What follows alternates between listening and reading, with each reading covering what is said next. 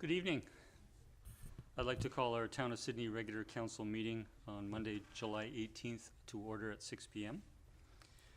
Hello to members of council. In the council chamber, myself, Mayor Cliff McNeil-Smith, to my far left, Councillor Chad Rintoul, Councillor Terry O'Keefe, Councillor Peter Wainwright, to my far right, Councillor Sarah Duncan, Councillor Barbara Fallett, and our colleague joining us by Zoom this evening. You can see him on your screen. Good evening, Councillor Scott Garnett. You can hear us okay, Councillor? Yeah, no problem. Excellent, thank you. And good evening to staff here in the chamber, and also staff may be participating online, and we'll introduce them at that time.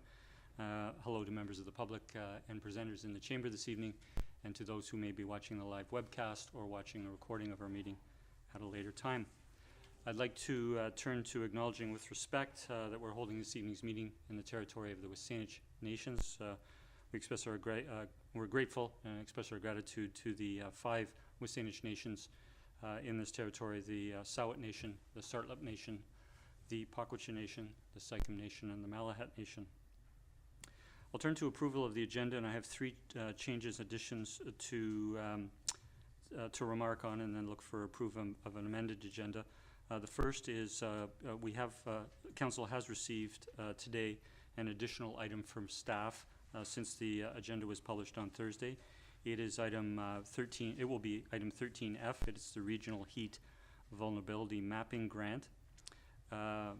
We have a request from Councillor Fallett to raise an item from under correspondence from information. That is item 1510, and we'll raise that to correspondence as item 14D.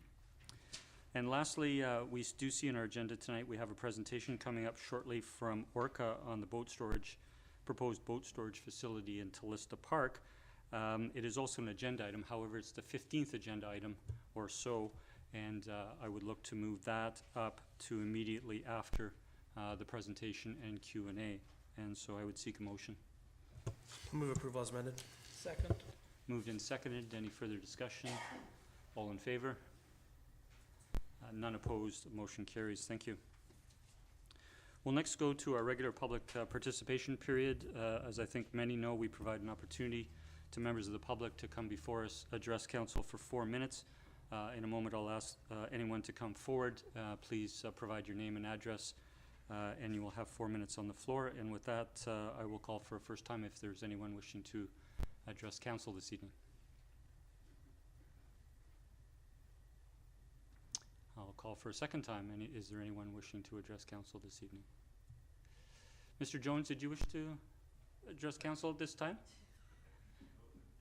Okay.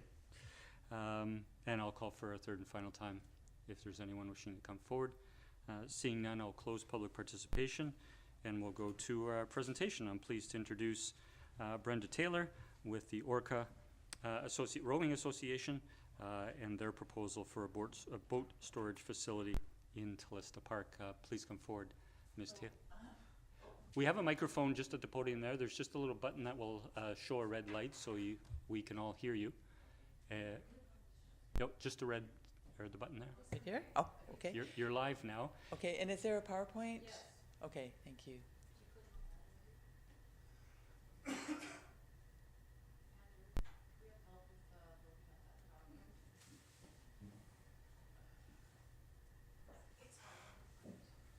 Oh, there we go. And how do I progress it? Okay, that's If you could easy. just call next slide. Okay, next slide. Okay, so thank you for having us here tonight. If you can go to the next slide. OARCA is our mission. We're a not-for-profit organization, and our mission is to support and develop coastal rowing in BC and throughout Canada. And we were formed in 2017 to host the 2018 World Rowing Coastal Championships, which were held at Tulista Park, which some of you may remember. And it was a really successful event. It wasn't just, it was fun for the spectators, for the volunteers, and for the participants, but it really succeeded in doing what we wanted, which was to raise the awareness of coastal rowing, both locally and nationally. It left a legacy of boats that were bought by individuals and by clubs in the region. And it showcased Sydney as a really great place to row. People loved rowing here.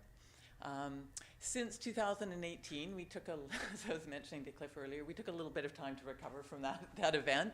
But we have been busy just generally working with local clubs and Rowing Canada and Rowing BC to support and grow the sport. So we've hosted Come and Try days, coastal outings throughout the region, a couple of beach sprints events, so one last year in Cadbury Bay and one this year in Esquimalt. And those have been quite successful, but we've been limited to trailering our boats from the site at Elk Lake to wherever we want to row, and that's logistically quite difficult.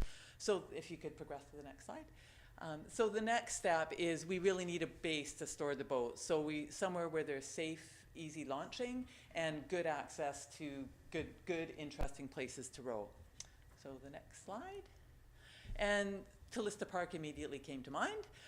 It has that easy and protected launch site with access to the boat ramp, and it's fairly protected. It has access to really good places to row, lots of variety. It's fairly safe, but you can also get some good currents and interesting weather out there. It's easy to access by public transit and by cycling and by walking for local residents, which is going to become increasingly important. It's also accessible by people who want to come over from the Lower Mainland by ferry. It's close to a large active rowing community at Elk Lake, but also the Gorge Narrows has a rowing club, and we have a really active school program in Victoria. So we already have a supportive community in the region of people who are interested. And as we found out through doing the World Coastals here, there's a really supportive community and council. Sydney was just great to work with. And it aligns well with Sydney's vision, I think, of being a vibrant waterfront community with just a lot of activity around the water. And it adds an amenity for local residents and visitors. The next slide. So we talked to staff who have been really helpful about finding a site. And the proposed site, it's in that corner of Tulista Park. You can kind of see on the map, and I think Brian will probably talk to it more. It provides really good access to the boat ramp. And it's in an area of the park that's not otherwise used. And having it in Tulista Park, it aligns well with the management plan for Tulista Park, and that I think that's designated as, or the vision is to have that be an activity type of park. And it aligns with the idea of Sydney being a gateway to the Gulf Islands. Next slide. So what are we asking for? Basically, permission to use the space to build a storage compound that's secure. Something about 25 by 60 feet we think will work. The idea is to have it secured by an 8-foot high chain link fence with a locking gate. In future, and depending on how successful we are raising funds, it would be great to have permission to erect a temporary shelter on the site, have access to fresh water, and a curb cutout so we can more easily take the boats over the curb. We could do it with a portable ramp, but eventually a curb cutout would be nice. And then giving us permission to use the boat ramp as a launch site. Next slide. So how would people have access to this facility? The idea is, so OARCA, we're not really a rowing club, we're an association. So we don't run programs, we don't really own equipment. We have 2 boats that are a legacy from the coastals. We would keep them in the compound, but the idea is that we would enter into agreements with other rowing clubs, both local and in the Lower Mainland and Up Island, and enter into agreements so they would store their, and also individuals, they would store their equipment in the compound, and people would have access to that equipment by being members of those rowing clubs or through short-term programs that those rowing clubs offer, and that OARCA would help them run. So things like Come and Try events, Learn to Rows, day trips, school programs, that kind of thing. And as I mentioned, OARCA has 2 boats that are a legacy from the World Coastals. We also had some funds from that event, and so we're going to contribute a portion of that fund to help pay for the compound. And just so you know, we're also supported by Rowing BC and Rowing Canada, who are really, so we have a grant from Rowing Canada, and we've talked to Rowing BC about helping us work with the clubs to develop a memorandum of understanding and to run various programs out of the compound. I think that's it. thank you again for having me here and listening to what we have to say and considering this proposal. Thank you very much, Ms. Yeah. Taylor. If I might turn to council colleagues if they have any questions of the presenter, Ms. Taylor. I'll turn first to Councillor Fallett. Thank you. Thank you very much for your presentation, and I think this is quite exciting. I remember when the competition was held out here, it was quite an interesting event to think that we were going to have rowing and just sort of think our waters are wild, and yet when you and the other presenters came forward, it was always like, that's exactly what we're Yeah. looking for. So that was exciting. Just quickly, you talked about a curb cutout. Yeah. What is it you're looking for there? It's just like the boats are transported on little dollies that you wheeled dollies that you pull. You've probably seen them, like people use them for kayaks. Right. And to get down from there's a curb that goes from the level of the storage compound down onto the road, you know, just a curb that high. And we can build a portable ramp to allow us to get the dolly down that, but eventually we could just cut out just the way they do for like wheelchair access, that kind of thing, just to cut out in the curb. And I don't know, Brian can probably describe it more. Does that make sense? If I can now direct to Mr. Robinson, is that something possible, or is that going to go into the drive aisle? Through the chair to Councillor Fallett, no, that's totally doable. It would just be the matter of taking out a small section, maybe a 3 meter, 4 meter section of the curb, and then tapering it down so that it transitions down to the level of the asphalt, and then it would just make for a gradual slope to get the carts out of the compound. Oh, sorry, when Ms. Taylor was first talking about putting a ramp, a temporary ramp, would the ramp interfere with the drive? Sorry, that was my fault. Sorry, that's probably for me to answer. That would be something we could move. Like we built one for the Coastal Championships where it's just, we would put it in place when we're wheeling the boats out and then put it back in the compound when we're done. So Okay.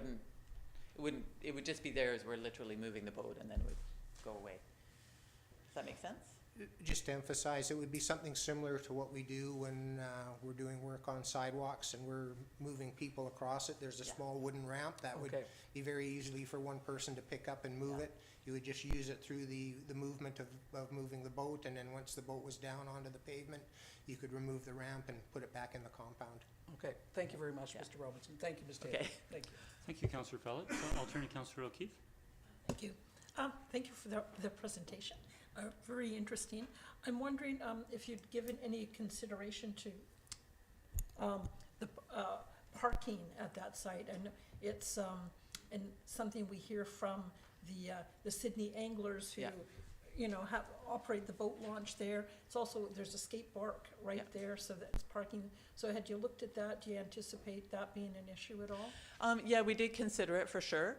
I don't think it'll be an issue for a couple of reasons. Generally, rowers tend to row early in the morning, or it just not at the busier times of day. I mean, not saying that would be the only time they would row, but tendency is people want to row before they go to work or when they come home in the evening.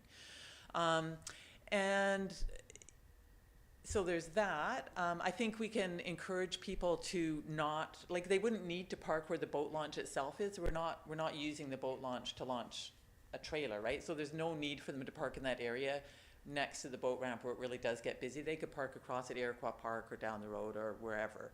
And we can encourage, that's why I think it's important that it's accessible by public transit and bike and walking and to local residents, because we want to get people, to encourage people to access it by other ways, not by driving. People will be driving, but I think there's ample parking in the area, not right at Tulista Park, that would be, so we're not talking hordes and hordes of people either, right? Right, okay. Yeah. And also just trying to get a better understanding of who's going to be putting their boats there. And is it something where you're going to rent out space for people who, and just trying Yeah. to understand a little bit better about how that's going to work? Yeah, we're looking actually at different models of how this has been done elsewhere. Like there's the Jericho, I can't remember what it's called. It's not the Jericho Sailing Center. It might be called the Jericho Sailing Center over in Vancouver. There's a model there. There's a number of sailing co-ops. There's a Victoria Rowing Society, which is essentially an organization that has 4 member clubs. I think what we would, what we're thinking about right now is people, like a club would join, like I say, we'd have a memorandum of understanding with a club. And so clubs would have access to the compound. It wouldn't be so much individuals. Potentially it could be individuals because there are quite a few coastal boats owned by individuals, but we wouldn't be like renting out space to whoever wants to store their boat there necessarily. The idea would be, it would be, if you store your boat there, the idea is that it's accessible to other people who have access to the facility through a club, that kind of thing. Okay. It's also good to be that they have access through a club, because if you're a member of a rowing club, then you're insured by Rowing Canada and you're covered for liability insurance and all that. So I think that's what we want to encourage. And we would encourage clubs to set up specific coastal rowing memberships and to run coastal rowing programs.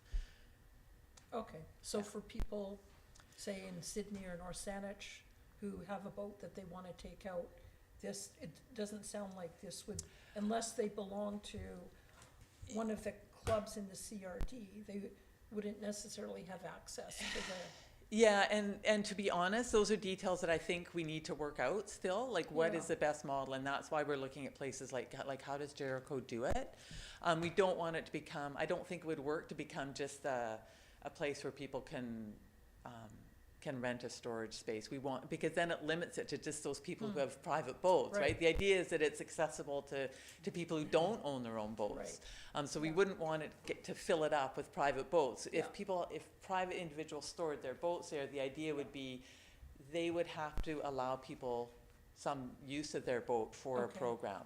Okay. Yeah. Okay, good, that's great, thanks very much. Okay. Thanks, Councillor O'Keefe. I'll turn to Councillor O'Toole. Thank you, Mayor. Thank you for the presentation, Ms. Taylor. I think it's exciting. Great to see opportunities on the waterfront being explored to create, activities, not just for avid rowers today, but hopefully for rowers of the future, and have it based in the community. And I'll just comment with respect to the line of questioning. I think you answered it well. No, I don't think it's suitable for private owners to be stockpiling their equipment Yeah. in this location.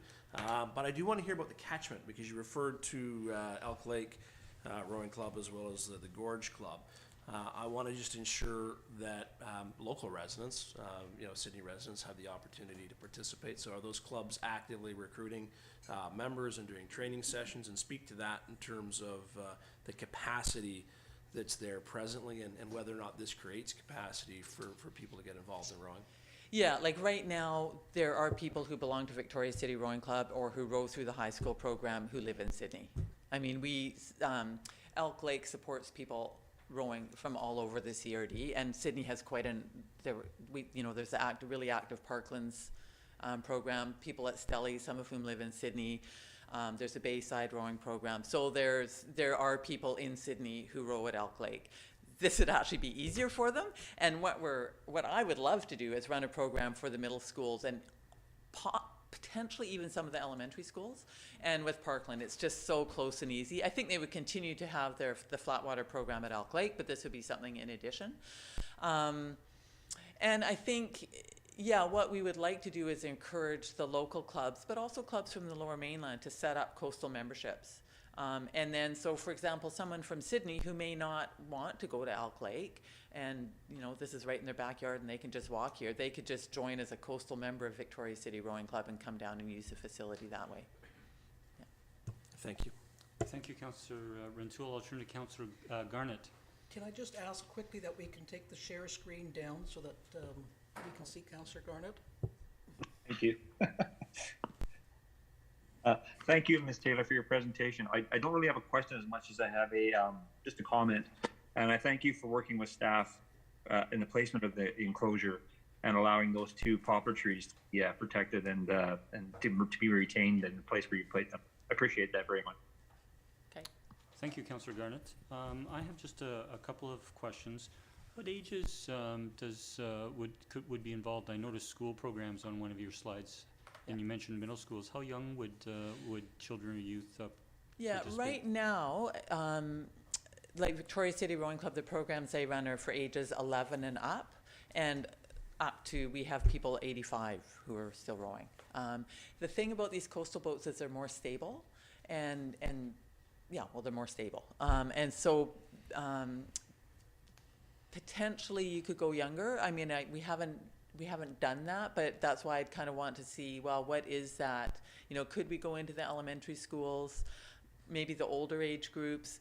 I mean, we have had my kids were rowing them when they were 8 years old, but they're quite familiar with the water. Partly it's partly around the safety issue of having kids out on the water and how would we manage that.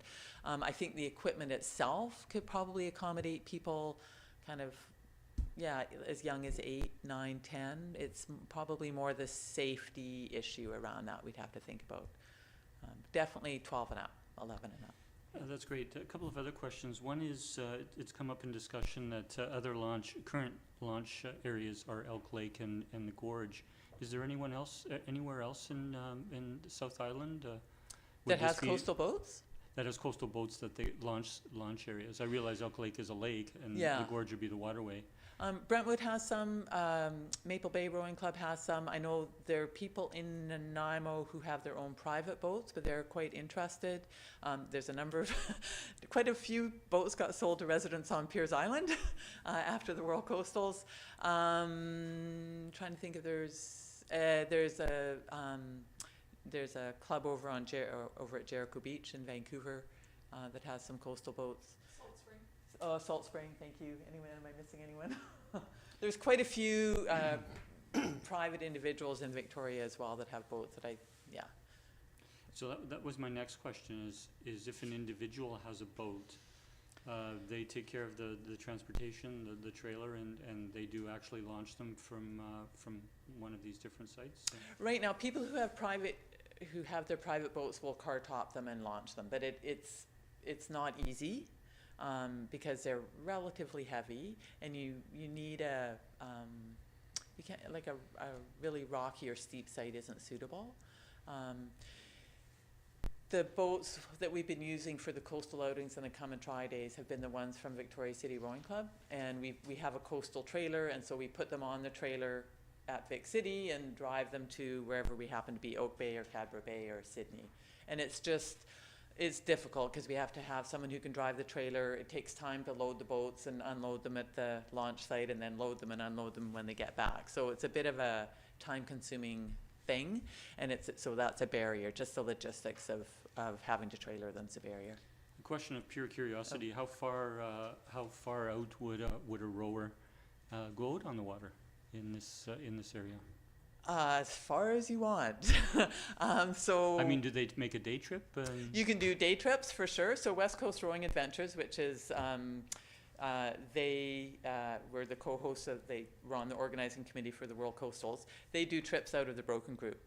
I've taken them around. I've rowed around Thetis Island. I've rowed around Pender Island. Janice and Ian have rowed to Alaska. Not in one of these boats, but in another coastal boat. They've done the Race to Alaska rowing. And there's a race in Salt Spring around. Yeah, there's a race around Salt Spring for the first time this year using the coastal boat. So lots to aspire to. yeah, that's why Sydney is so great, because you've got protected waters and you've got islands, but you also have got some current, and you can get out into some exposed water where there's wind and waves for people who want to do that. So it's got a real variety. Yeah. Last question is, with the success of the World Championships that were in Sydney in 2018, are there plans for other events, regional or larger scale than that? So we are hosting a beach sprints event at Esquimalt this year, and there was another one hosted at Cadbury Bay last year. It's a sprint event, not the longer distance event that was held here. So I think we would like to continue to do that. ORCA itself doesn't have a plan. Well, other than hosting the beach sprints this summer, we're focused right now on trying to get a base, rather than necessarily host an event. But it would certainly be something we consider in the future. Yeah. Very good. Well, thank you very much for your presentation and for taking questions. I'll turn to colleagues if there are any last questions. Seeing none, thank you again, Ms. Taylor, for your presentation. Thanks. You're welcome. So we'll now end that presentation, and we'll go now to this as an agenda item. It is 13A in the agenda package, but we've moved it up until after this presentation, and I will begin with turning to our Manager of Public Works and Parks, Mr. Robinson, if you'd like to give us an introduction, please. Thank you, Mr. Mayor. Again, with our recently adopted park master plan, we did identify Tulista Park as an area where we did want to increase our recreational amenities in the area. So with the success of the Coastal Rowing Championship and the requests that came through, the proposal did give us an opportunity to look at an area. We did find an area in the park that is a little bit dormant at the moment. It certainly was identified for the possibility of expanded parking in the future. Not for boat and trailer parking, but just for single vehicle parking, but it does kind of lend itself to this type of a thing. And sorry for the pun, but you know, we're testing the waters here to see whether or not this compound would work as a facility. It is quite small. If you look on the diagram that was attached, it might hold maybe 5 to 6 boats. And again, another cliche is if we build it, we'll see how popular it gets. And certainly the proposal is that there is no cost to the town at this particular point in time. But that being said, in the future, if we do see a groundswell and an improvement and maybe even a local Sydney or rowing association develops, there may be the opportunities for us to support it a little bit more than just with the land. I didn't want to bring forward a template of a draft agreement because, as Brenda alluded to, the devil is going to be in the details on this, what it's going to look like. They're basically going to champion and manage the site, and but then they're going to look after the other clubs that want to store boats and deal with that. So it'll be a little bit of a multi-layered agreement that will have to move forward to it. So I'd like to get a draft back to council to make sure that you're happy with it. If there's other questions that come back and forth, we can certainly try to address those. And then I think it's a good fit. You know, with the fuel prices and things going on, this might be another opportunity for people to continue to recreate on the water. Going back to my childhood in Sydney before the Build a Boat days, it was the Great Review Rowing Race was the marquee event for Sydney days. And there was various levels of events, various age groups, and it was an extremely popular event that drew just as many people to the waterfront as what the Build a Boat does. And who knows, that may evolve into something in the future as well. Very good. Thank you, Mr. Robinson. I'll turn to council if there are any questions. I'll first turn to Councillor Fallett. Thank you, Mr. Mayor. Through you to staff. Mr. Robinson, Ms. Taylor was talking about encouraging alternate forms of transport rather than individual cars. And if we're going to have an influx or potentially have an influx of bikes, what about, is there a space there to put in bike racks? Through the mayor, Councillor Fallett, certainly there is. There's lots of potential for that. We don't have bike racks right now at the skate park or near the volleyball court, so there may be the opportunity for us to put something in that will benefit all of those amenities that we have in the park. So certainly that is the case. It's a stone's throw away from the Lochside Regional Trail at the corner of Lochside and Weiler. So it's got a very good, safe, continuous route for cyclists from town to come out in a very short order. The bus route runs by in that area too. There's stops on both sides of 5th Street, right in front of Tulista Park. So coming in either direction, you'd have the opportunity to jump on those transportation nodes as well. And for our residents in Sydney, our community's not that big. Anything's probably walkable within less than an hour in the town itself. Okay, so I think given all of that, and certainly the idea of encouraging the rowers to use alternate forms, that's something we should seriously think about, including that we have to look at making sure that we can accommodate the bikes in that area. Thank you. Thank you, Councillor Fallon. Seeing no other questions, thank you, Mr. Robinson. We do have a recommendation in the report. We'll move the recommendation that council direct staff to develop a draft lease agreement with the town and OARCA that would allow for the development of a storage compound and non-exclusive access to the boat ramp in Tulista Park for a term of 5 years, and that the draft lease agreement be brought back to council for approval. Second. Moved by Councillor O'Toole, seconded by Councillor Fallett. Councillor O'Toole? Thank you, Mayor. I think I noted when I was speaking with Ms. Taylor that I'm quite supportive to see the opportunity for another venture of this nature on the waterfront in Sydney. In particular, one that will have the opportunity to engage local schools in some new programming opportunities, and as well as other Sydney residents getting involved in rowing at this unique opportunity and location. Thank you. Thank you, Councillor. Councillor Fallett? I will echo my colleagues' comments. Thank you. Thank you. Councillor Duncan? Thank you. I didn't speak earlier because I had no questions, and everything everyone else asked was great. So I just did want to take the opportunity to say I'm sharing my colleagues' excitement about this proposal. In particular, the quality of access to something like this allows. I know that because we are using Sydney Park space for what looks like, you know, an exclusive club membership, some people might raise their eyebrows, but the fact that the proponents here have made it very clear that this is something that they want to actually expand public access to a rowing sport, I think makes this a very appropriate use of public space. And their focus, as Councillor Fallett has brought up, about reducing the car dependency of access to the water is very important. We make a lot about how Sydney is, you know, a marine-focused town. However, that's something that's really unequal by, you know, economic status because of the requirements to actually get to a yacht club, needing a car and the finances involved. And this is something that I think can bring access to the water to a lot more people.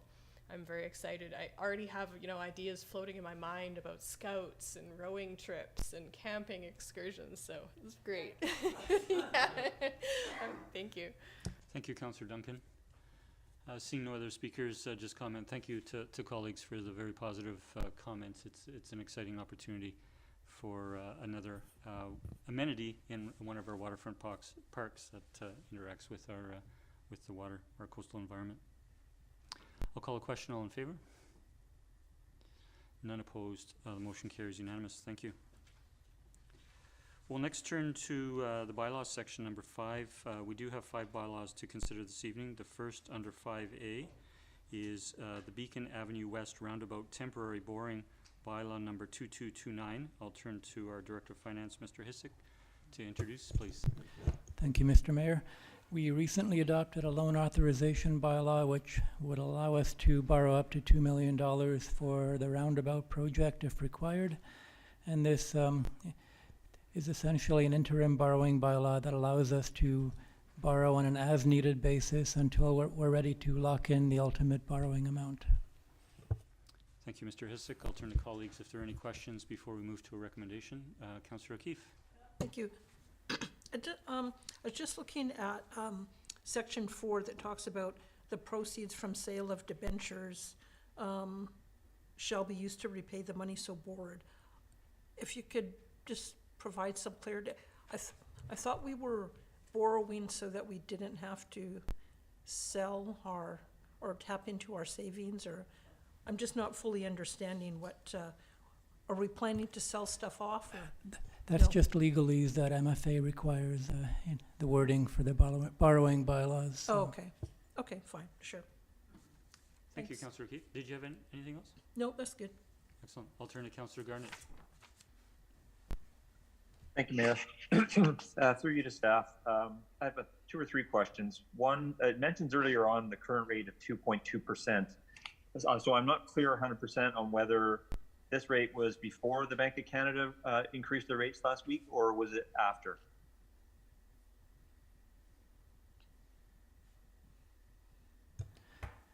This rate will continue to fluctuate pretty much daily. I believe that rate was determined on Wednesday morning. I can't recall if that was before or after, but we're talking about a 1% difference. Okay. Question number 2, in the paragraph below under financial implications, where it mentions the cost sharing agreement between North Saanich Town, it doesn't mention the VAA in that sentence, and I'm wondering why. Or is it just an expectation that it's part of it, or was it just not included for a particular reason?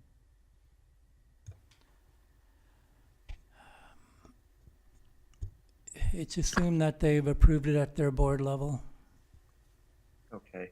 And the last question I have, if I may, Mr. Mayor, where it lists the potential negotiations are ongoing to account for potential cost overruns. I mean, this is curious to me because I had brought this up earlier on in the process, and staff had mentioned there was a 30% contingency built in to the plan borrowing, and that they didn't anticipate cost overruns to be a problem. So I'm wondering, is there a reason why it's mentioned now? If there are concerns staff has that something has changed? If I might, Councillor Garnett, we did have at a previous meeting, staff making council aware of the cost overruns, and we've directed staff to enter into discussions with the VAA and North Saanich to come up with an overages agreement, and that will come back to council. So that's irrespective of the 30% contingency plan that's built in? Yes, and I'll let staff confirm. Thank you, Mr. Mayor. As the consultant gets into the detailed design and looking at the full impacts of the double laning the roundabout, it is possible that it might exceed the 6 million the 5 million, unless they're able to cut it back to an acceptable level. And of course, all of that is before the grant. Thank you very much. Thank you, Mayor. Yeah, thank you, Councillor. Seeing no other speakers, we do have a recommendation. Oh, sorry, we can proceed with 3 separate motions to give readings to this bylaw. I'll move first reading of the Beacon Avenue West Roundabout Temporary Boring Bylaw number 2229. Second. Moved and seconded. All in favor? Opposed? 1 opposed. Councillor Garnett. The motion carries. I'll move second reading. Second. Discussion. Councillor Garnett. Thank you, Mayor. Yeah, I'm just going to be consistent with what I've been the whole time through the process, that I believe that the taxpayer should have had some say in this. So I'm just sticking with what I've been following all along. Thank you very much. Thank you, Councillor Garnett. I'll call a question. All in favor? None opposed. Motion carries. I'll move third reading. Second. All in favor? Opposed? 1 opposed. Councillor Garnett. The motion carries. And this will come back to a future meeting, likely our August meeting, for consideration of adoption. I'll next turn to item 5B. Councillor Garnett? Yeah, sorry, Mayor. I wasn't given an opportunity to oppose the second reading. When you did the call for you did unanimous, and I didn't get a chance to vote as opposed. I'm sorry, I turned to our corporate officer. I've got you down as opposed. Thank you. Thank you, Councillor Garnett. And so we'll go to item 5B. We will note that there is a staff report covering both the bylaw under 5B and the bylaw under 5C, but we will consider those bylaws separately. And so the first in under 5B is the Officers and Employees Bylaw number 2235, and I'll turn to Mr. Humble to introduce, please. Thank you, Mr. Mayor.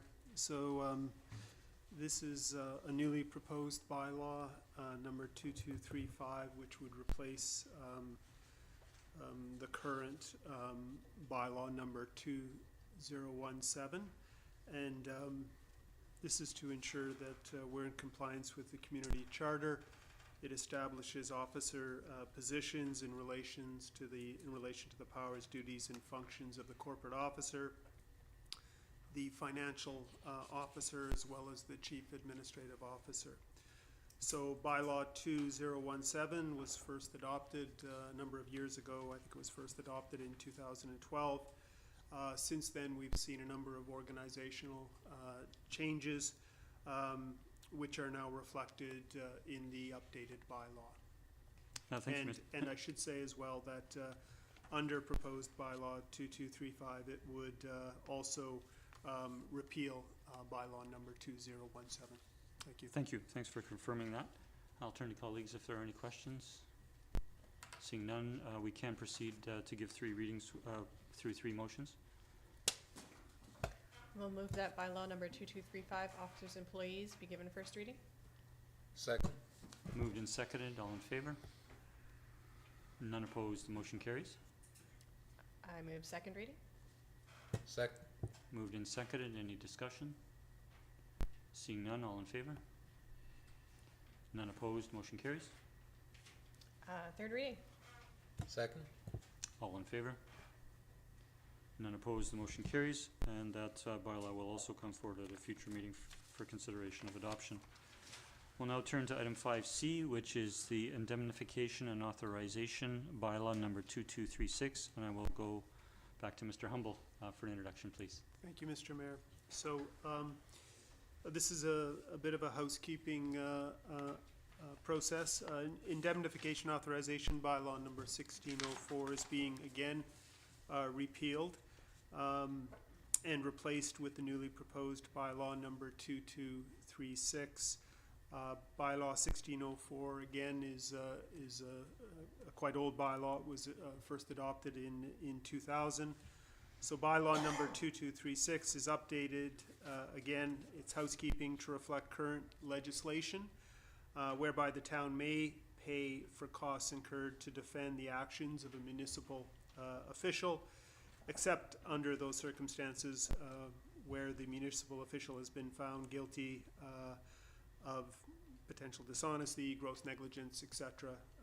In other words, protection may only be provided for offenses that were inadvertently committed despite the municipal officials exercising due diligence to avoid committing an offense. So again, it's housekeeping to address current legislation. Thank you, Mr. Humble. I'll turn to Councillor if there are any questions. Seeing none, we can proceed. I think we know the drill now. I'll move that bylaw number 2236 be given first reading. Second. All in favor? None opposed, motion carries. I'll move second reading. Second. Moved and seconded. Any discussion? Seeing none, all in favor? None opposed, motion carries. I'll move third reading. Second. All in favor? None opposed. That motion carries, and it will come forward as well at a future meeting.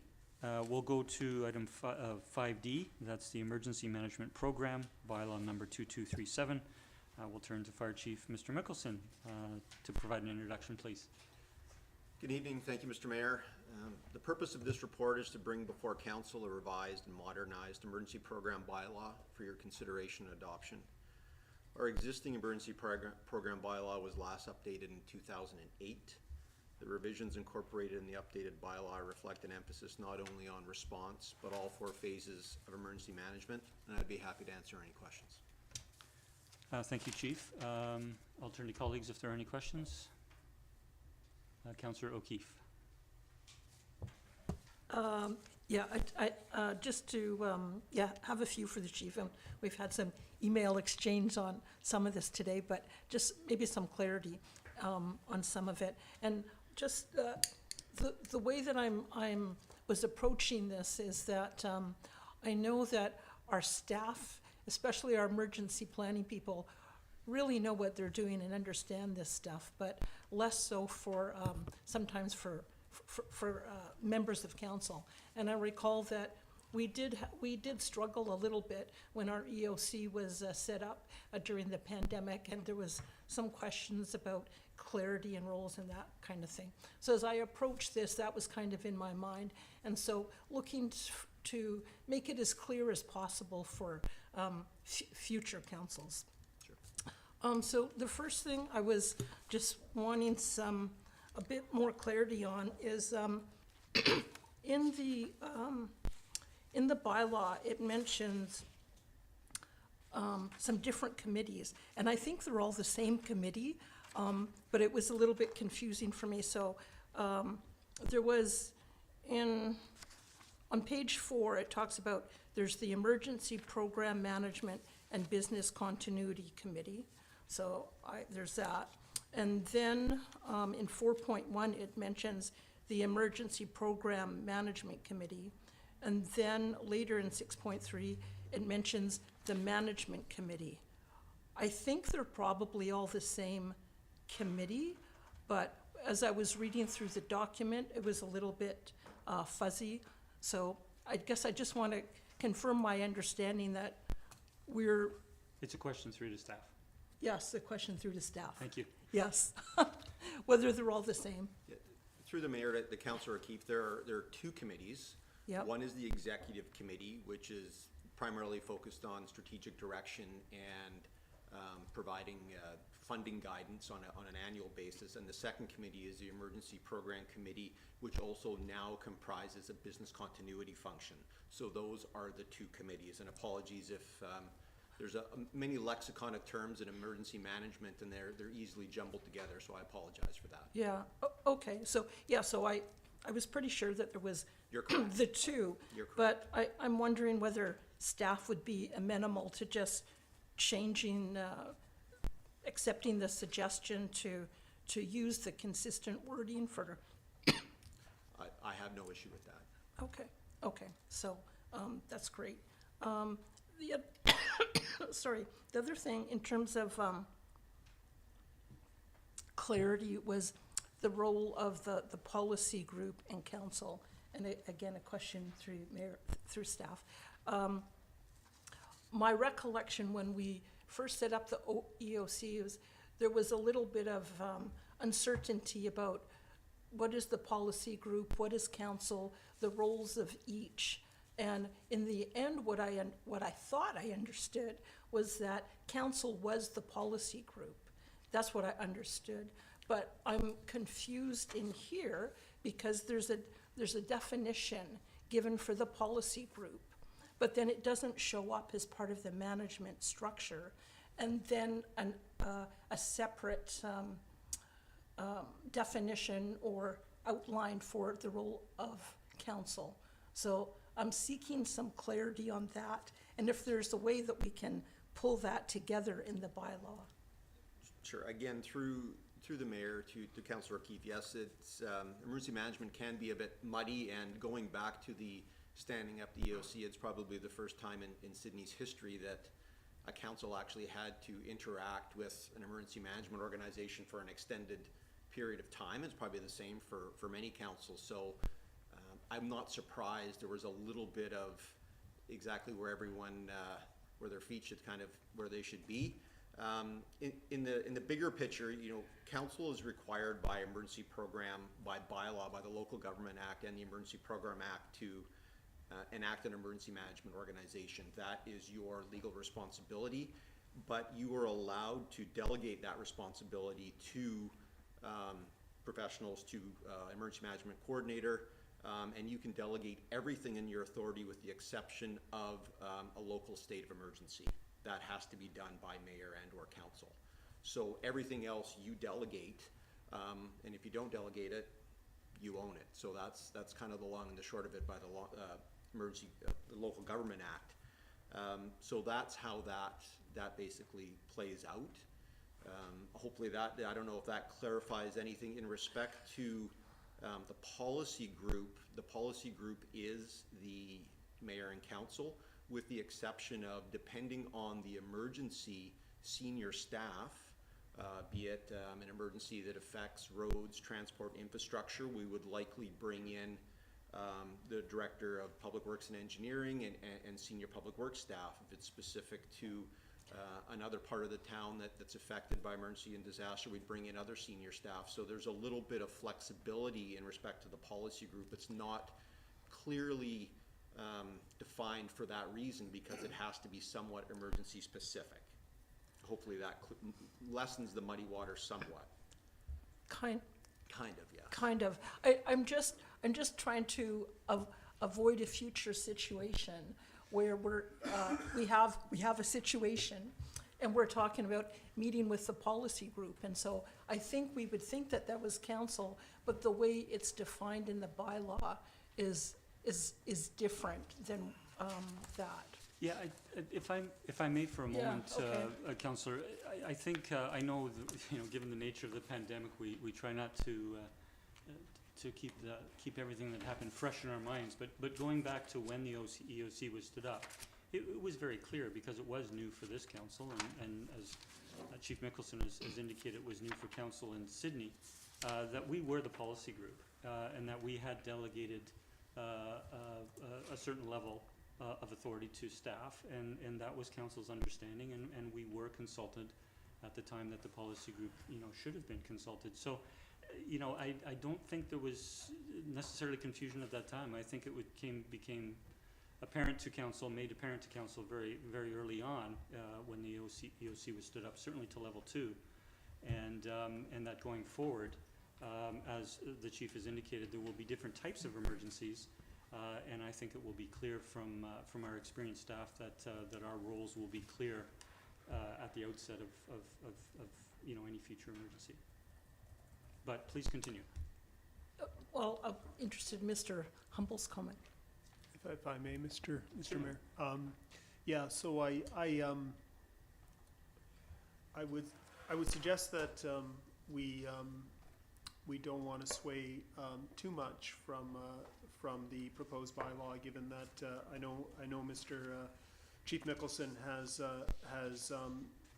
taken a lot of this from some of the best practices that other organizations have used and been vetted by their municipal solicitors, et cetera. So there's that in terms of making substantive changes to the language, and I concur that some of the lexicon, the terminology gets pretty fuzzy and confusing for everyone. But I would suggest that it would be helpful, maybe as we get into the election or post-election, that there's an opportunity for staff to provide maybe a more fulsome orientation on various areas, including emergency management for the new council, and we could provide a sort of a more descriptive sort of overview or summary of roles and responsibilities at that time, and I think it'd be helpful to do it then rather than try Yeah. to work our way through it in a council meeting. Yeah, okay, sure. Yeah. Okay, that's fine, thank you. And I might just note as well that, it's early in the report, and the chief may have made reference to it, that, this is coming forward based on the very detailed audit, that was provided by the province to this. I'll turn to, sorry, did you wish to Oh, continue? yeah, just one more thing, just in regards to the audit. So one of the things that I understood from reading the audit and the review is what this revision was to address was the issue about business continuity. And so what I gathered from that is that I think they were looking for us to articulate, although we do have a business continuity plan now, who is responsible for that, and some process or governance about when that would be updated is kind of my understanding when they talked about having processes and that sort of thing.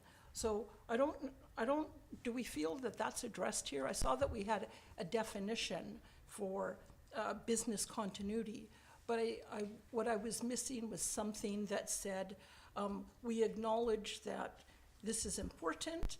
The CAO, I think, is responsible for it, and the business continuity plan will be, reviewed every 5 years, or, that sort of thing. Is that kind of that's kind of what I understood what they were looking for. Through the mayor to the councillor Keith, you are correct. There was a business continuity emphasis coming out of the Auditor General, out of the audit. We have to recognize that business continuity for the town and the services that it provides post-disaster and emergency are separate from our emergency management specific plans. The maintenance and responsibility for the business continuity readiness is responsibility of the CAO. And we identified this after the audit, and we're in the purpose of renewing. We have a fulsome, very a robust existing business continuity plan that was drafted in 2009, and in 2019 it was in the midst of revision right when COVID-19 hit. So we have an updated plan now that was about to be rolled out through senior staff when the pandemic hit. And again, in my notes to you earlier today, I said based on staff and consultant availability, we'll kind of complete that. And in respect to any emergency management program, the audits are annual. Oh, So okay. that is, I mean, I would like to say in the perfect world, they're done annually, but that is the performance benchmark. So that's what we try to attain.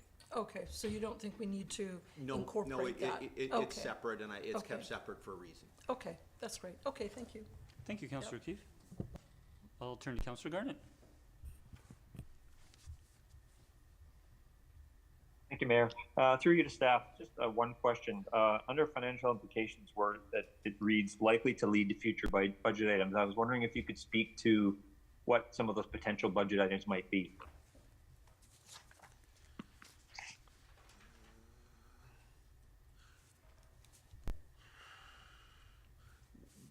Well, sorry, through the mayor to Councillor Garnett, there are no immediate implications, but as we continually update our hazard, risks, and vulnerability analysis, which is scheduled to be completed this October, as we review that, as we spoke with Councillor O'Keefe earlier, the Executive Emergency Planning Committee reviews the hazard, risks, and vulnerability analysis, and we kind of triage the risks to the town. And if we determine that based on those risks, a greater investment is required, we bring that back before council for review and a request for further funding. So that's just basically a placeholder for council to consider. Thank you very much. Thank you, Mayor. Thank you, Councillor Garnett. I see no further questions. Thank you, Chief Mickelson. We do have a recommendation.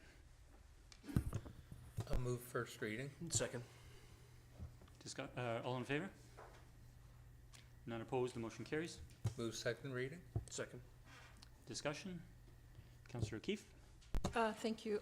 Just through you, a bit back to staff, whether you would be amenable to just a slight revision just in regards to the terminology for those different Councillor, if I can committees? suggest you make it as a motion. And, Okay, and sure. we can, Okay, so I will make the motion that we approve the bylaw with the revision that we use consistent terminology when referring to the Emergency Program Management Committee. If that's the right name of the committee. Through the mayor to Councillor O'Keefe, I'll defer to the CAO, but I have no issue in making that minor edit. Okay. we have a seconder? Second. Second. Did you wish to motivate further? No, I You've think covered we've it. covered that. Covered it earlier. Okay. Any further discussions? Seeing none, all in favor? None opposed, the motion carries. Thank you. And so, sorry, that's the amendment, and so we'll now vote on second reading. All in favor? None opposed. None opposed, motion carries. Move third reading. Second. All in favor? None opposed, motion carries, and that will come forward for consideration of adoption at a future meeting. Thank you. We have one more bylaw, that is the Bylaw Notice Enforcement Program bylaw. This is a new bylaw, number 2239, and I'll turn to our Director of Engineering, Parks and Works, Ms. Clary, to introduce, please. Good evening, Ms. Clary. Good evening, Mayor and Council. So this bylaw was, the idea of this bylaw was brought forward in April of this year. There are, just to remind you why there are so many benefits to having a bylaw notice enforcement bylaw rather than just our existing MTI bylaw. Bylaw notices can be served in multiple ways. MTIs can only be served on a person, whereas bylaw notices can be mailed to someone, can be left at someone's residence. It has a lot more flexibility there. There's a screening officer position that has the opportunity to enter into agreements with bylaw violators to have a speedy process and avoid going to court, which is currently what we do if someone disputes a fine. And it just provides a more efficient and doesn't require lawyers for the most part. And it has an adjudicator could come in and decide whether or not a violation happened. It's really a yes or no answer at that point. So there's many benefits to having a bylaw notice bylaw. this bylaw, the body of the bylaw very closely mirrors many other bylaw notice bylaws in the region. There are some things that council may want to consider. The contraventions and penalties, many of them outlined here are the same or similar to the MTI bylaw. One of the differences are that the MTI bylaw has a maximum fine of $1,000, whereas the bylaw notice enforcement bylaw has a maximum fine of $500. So some fines are less if in the MTI, if they're over 500, they're only listed as 500 here. There's some bylaws that are noted in the staff report. I won't go over all of them, but one particular one is the single-use plastics bylaw. We don't have any fines for that new bylaw yet in the MTI, so this is kind of the first go at the fine structure for that bylaw. If you have any comments on that. The screening officers outlined in Schedule B of the bylaw. The intent is that these are the people acting in these positions. So if someone's away, whoever's acting for that person could also act as a screening officer. There's a compliance agreement. So this is a draft agreement that can be filled in. So if someone receives a fine and they want to come in and say, you know, I'm sorry, I'll never do that again, and I'll clean this up, then that compliance officer can enter into an agreement with that person. They could, you know, either reduce or remove their fine amount, and that agreement would be in place for 1 year. So that is included in the bylaw. And we also know that there's some future amendments coming. This is really just the first step of the bylaw notice enforcement program for Sydney. It is brand new here, so there may be some, you know, unforeseen changes that we might, as we work through it, we may require. There are also some other amendments that we know are coming. For example, we are working on a boulevard maintenance bylaw amendment and also a streets and traffic bylaw amendment. So those fine tables were actually left out of this bylaw at this time, but they will be brought forward when those other amendments for those other bylaws come forward. Yeah, and as we work through other bylaw amendments, we'll change the wording for the offense and penalty sections for those existing bylaws so that we can use this bylaw, or so that we can use bylaw notices. Sorry, I'm saying bylaw a lot. So we can actually issue bylaw notices for them. And until we actually change that wording, we can't actually issue a bylaw notice. But yeah, I'm here to answer any questions if you have any. I hope that, as well as the report, kind of clarifies. Thank you, Ms. Clary. I'll turn to staff and I'll start with Councillor O'Keefe.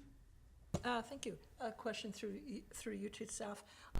Are we allowed to have like both, like a two-tiered system? Like, I'm just thinking, for example, if we decided we wanted to bump up the fines for people cutting down trees without authorization, and so that doesn't fall under the new system, are we still able to use that other system?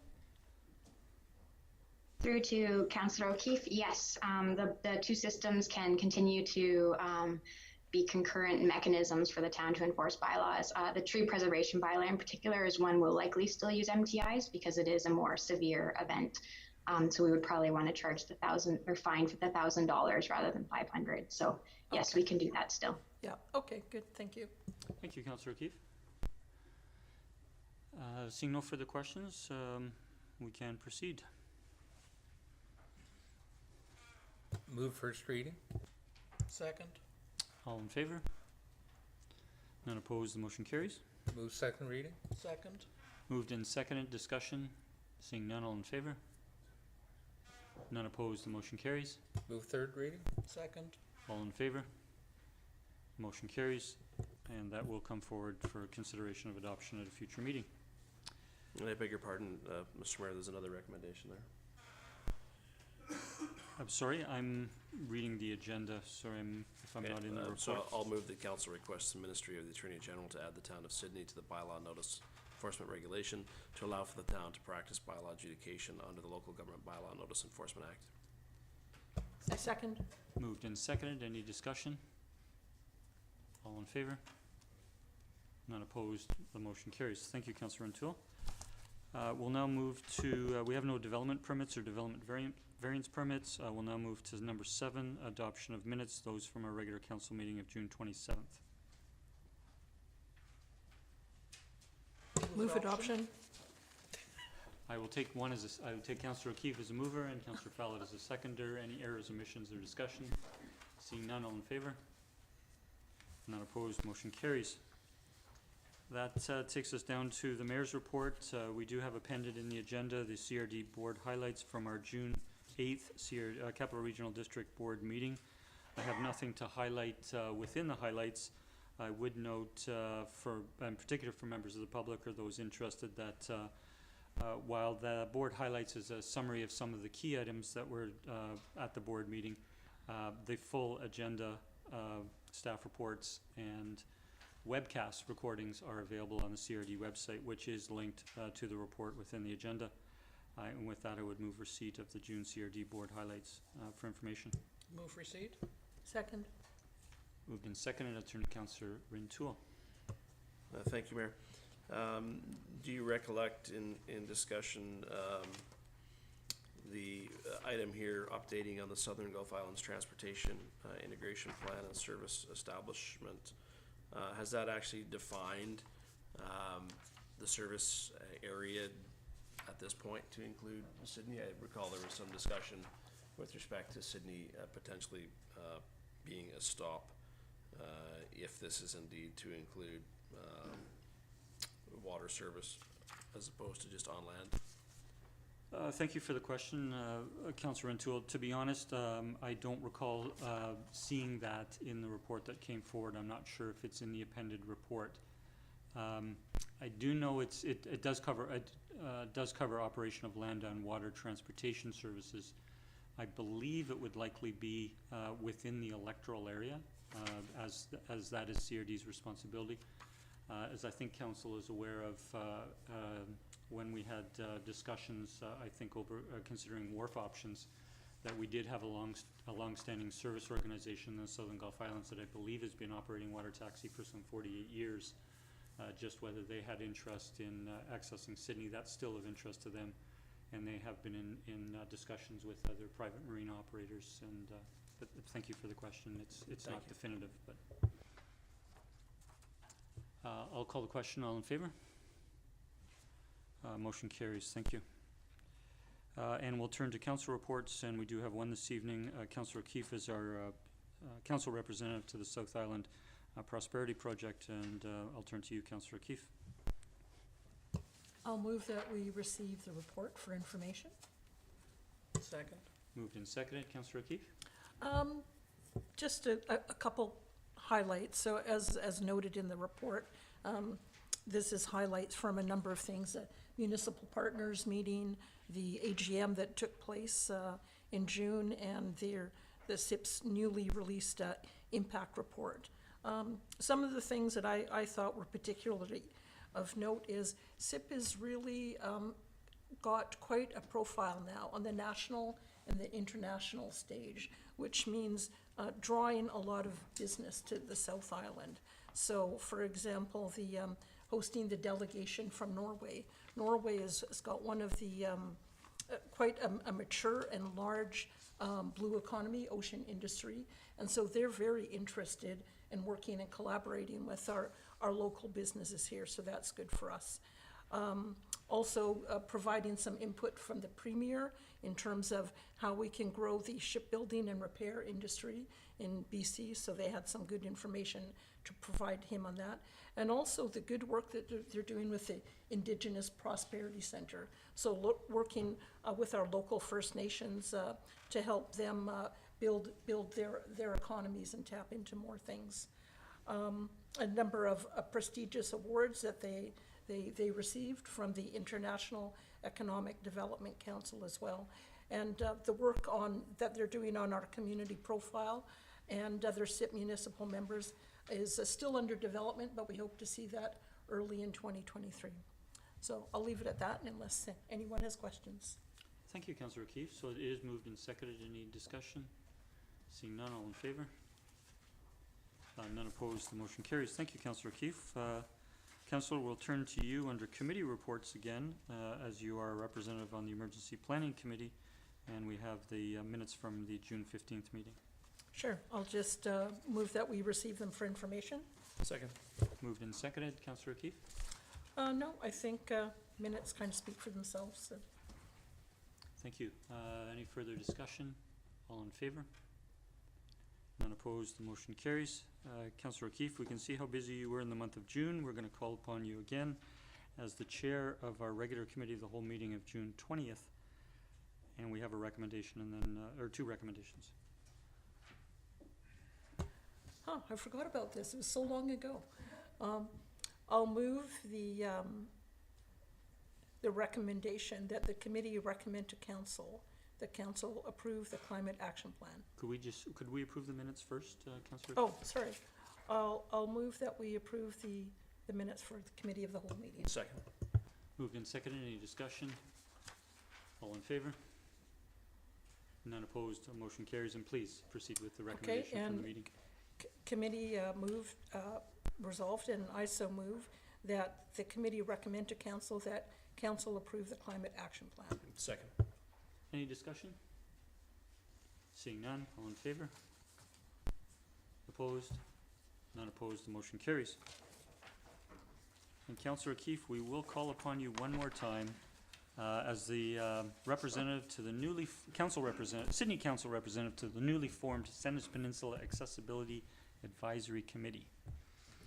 Thank you. I will move that we receive the minutes for information.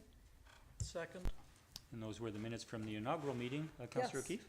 Yeah, and it was a very positive meeting, mainly introductory in nature, but it was good to have all the citizen reps there. There was very good feedback and from the staff representatives from all the municipalities, sort of expressing their interest in the committee and looking forward to tapping into the committee on different projects and initiatives.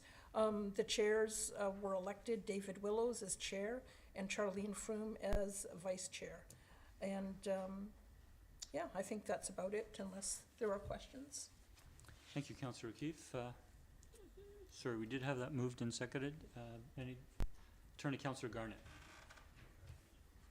Thank you, Mayor. Yeah, through you to Councillor O'Keefe. I'm really pleased to see what's happening with this and the selection of chair and vice chair, knowing Mr. Willows and Ms. Froome are excellent choices, I believe.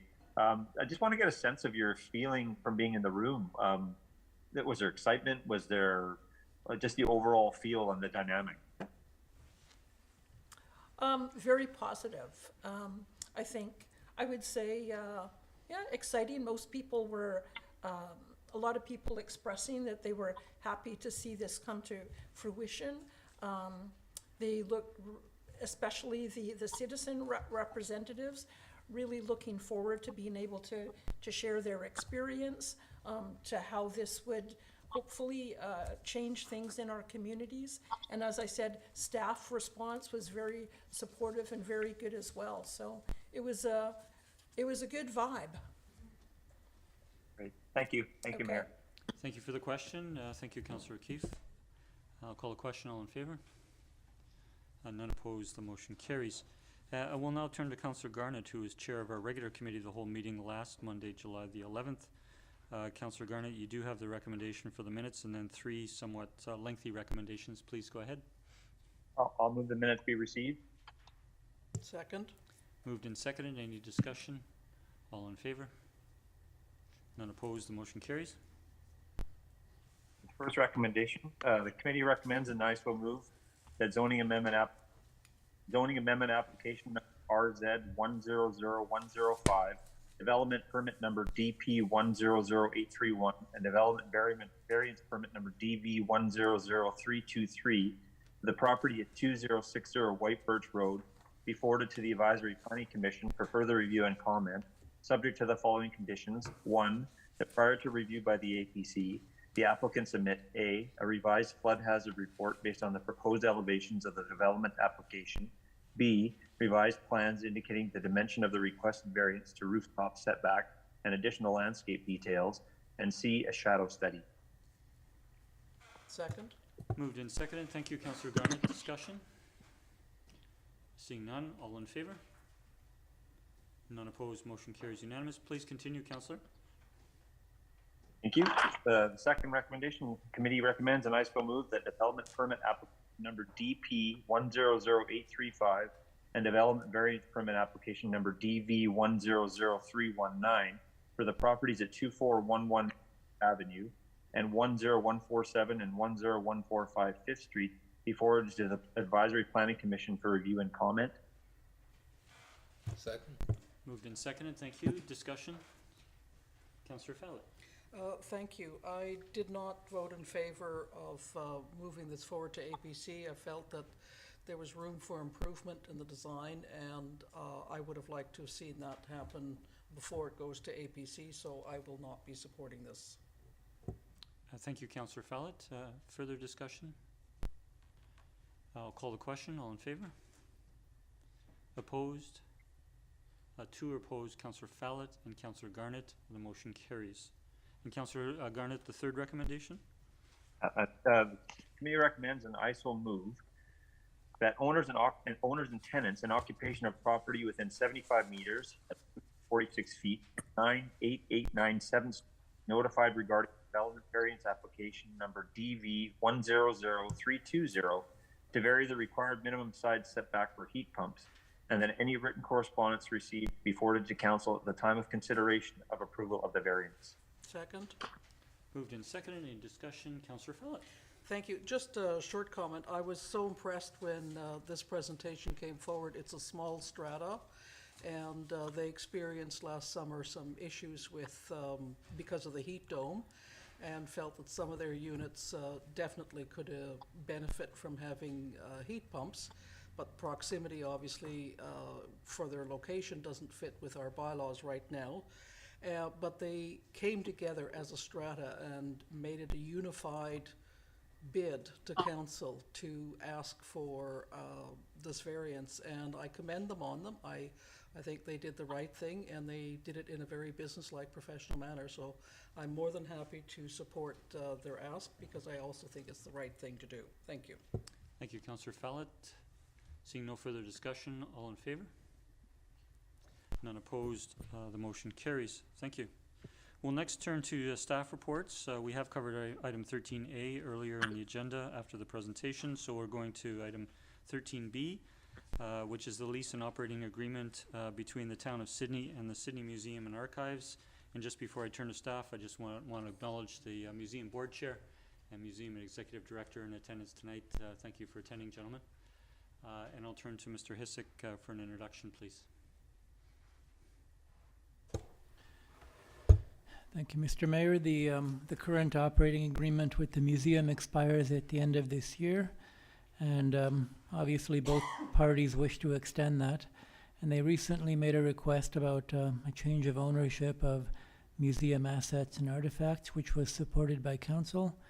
Staff worked with the museum to incorporate those changes into the renewal, and it's in front of council tonight for approval. The notable changes are listed in the report, but essentially it remains 5 years at a time with a 5-year renewal. The change with respect to the ownership of assets and artifacts, and there is no request for an increase in funding, so we're just carrying forward the existing inflationary increases annually. One change of note is the minimum hours of operation has been specified. Thank you, Mr. Hissick. I'll turn to colleagues if there are any questions. Seeing none, we do have a recommendation. I move the recommendation that the amended lease and operating agreement with the Sydney Museum and Archives Society be approved for a term of 5 years, January 1st, 2023 to December 31st, 2027, subject to the required notice being published. Second. Moved and seconded. Any discussion? Councillor Garnett. Thank you, Mayor. I just want to say, as a liaison to the museum, I just want to acknowledge the work that the former executive director, Ms. Alyssa Gerwing, put into this, and I fully support it. I think it's the right way to go, and I think the museum will be in better shape with this document in place. Thank you. Thank you, Councillor Garnett. Seeing no further discussion, I'll call the question. All in favor? None opposed. The motion carries unanimous. Thank you. We'll turn to item 13C, which is relocation of long-term parking lot And I will turn to Mr. Hissick to introduce the item, please.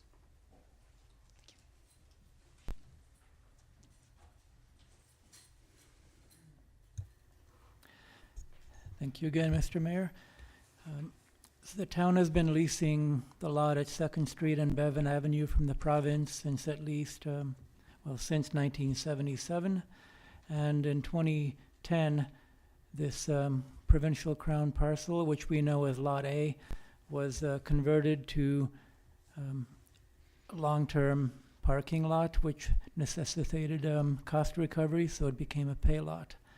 So the town was recently informed by the province that using this in such a manner was in contravention of the lease agreement because they consider this to be commercial activity, which is not permitted under the lease. So we would have to either start paying the commercial lease rate for the property or stop using it for commercial purposes. So while we submitted a formal appeal to the province, it's unfortunately been unsuccessful, and we have until the end of August to bring the lease into compliance. Based on staff assessment of options, if the town wishes to continue meeting the demand for long-term parking, a relocation of the function is required, and Lot E at 7th and Bevan is being recommended as the best option. We understand that this might inconvenience some current users, but we do see it as by far the most viable option, and it's really difficult to make any kind of policy or operating decisions without inconveniencing somebody. But we think for the purposes of maintaining long-term parking, this is worth it, given that there are options in terms of a large private parking lot in front of the Save-On complex, as well as a large free all-day parking lot across the street. Thank you, Mr. Hissick. I'll turn to colleagues if there are any questions. I'll first turn to Councillor Garnett. Thank you, Mayor. Through your staff. So what would be the implications if we decided not to have a long-term parking? Like we just kept A as free now, as getting in here, but also maintaining E as is?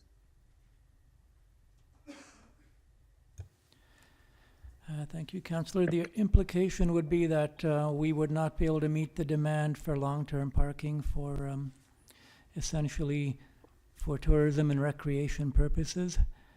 In addition to that, there is a little bit more demand for overnight parking from some residents who currently don't have it on their own property. And while that can be met at some of the existing town lots,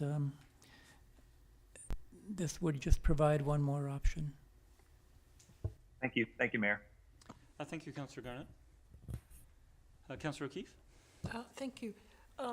Through you to Mr. Hissick, do we have a sense of, in terms of the users of that long-term lot, do we have a number that are long-term parking because they don't have space in their condo, or are these business owners? Like, I'm more inclined to have space for that tourism aspect that you mentioned, but I'm not as concerned about people who bought a condo without thinking about where they were going to park.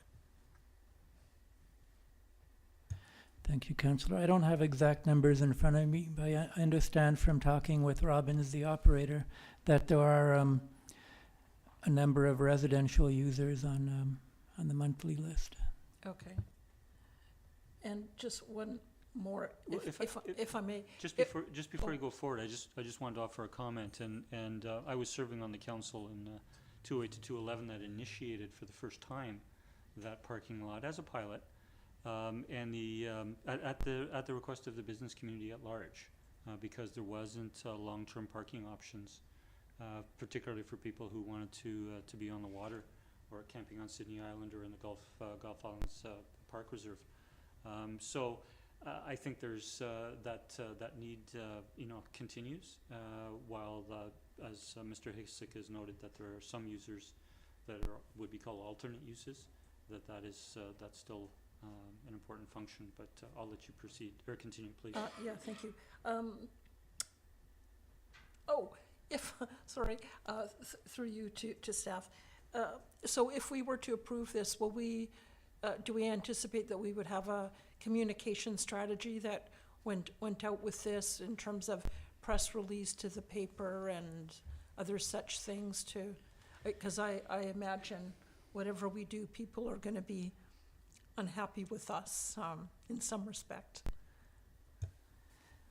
Absolutely, Councillor. We will communicate this to the best possible extent, and certainly if it were relocated, Robbins would be communicating directly with their current long-term users to also back up what the town will be putting out there.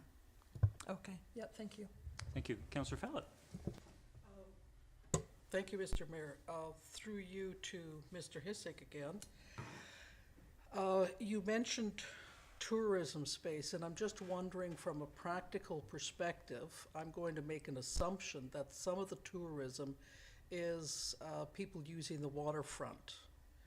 So if we relocate them up to 7th and Bevan, I wonder if that's still going to have the same draw as it will in its current location down at Bevan and 2nd, and if the unintended consequences might be that people will become neighborhood parkers rather than going up to Bevan and 7th. Thank you, Councillor. It is not as ideal as Lot A was, which is the reason we chose Lot A in the first place. There's no way of knowing exactly what the outcome will be unless we've tried it for a while.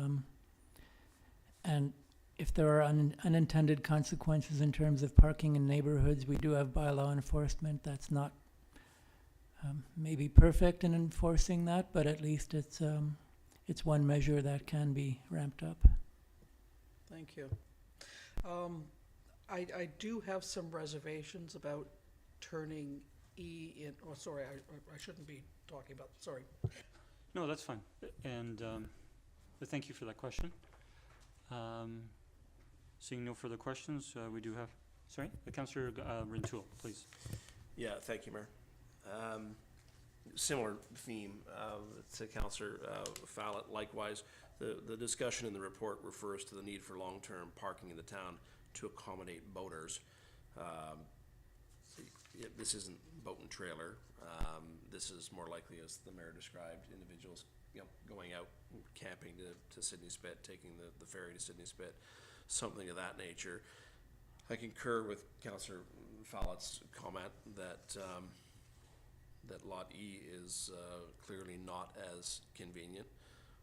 Lot E is heavily trafficked lot, used very regularly and highly. So I think while we say we may not be able to predict what the consequences will be of the change, I think a great amount of disappointment is probably quite likely given the location of E and the transient nature of the lot and the businesses in that area. So I'm not comfortable personally with the selection of E. And so my question through to staff is, I understand here that from the report that currently Lot A generates less than $30,000 in revenue from this pay lot, correct?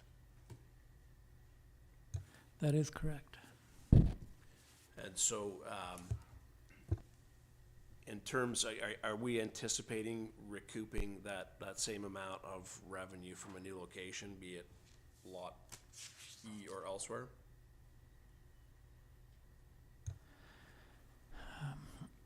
It is possible that there will be a slight drop in net revenues, but we won't know until we've tried it. And currently, it's a bit of a net revenue generator that assists with the costs of our overall parking enforcement. And staff, I know noted on here you considered some alternatives and had ruled them out. And I'm not asking you to review or dwell on all of them, but was the lot at the Oceana building, and forgive me, I don't know the lot name or letter offhand. There's no map here outlining the other lots. Was that lot considered, and why was it excluded from consideration, if so? Overnight parking is not permitted.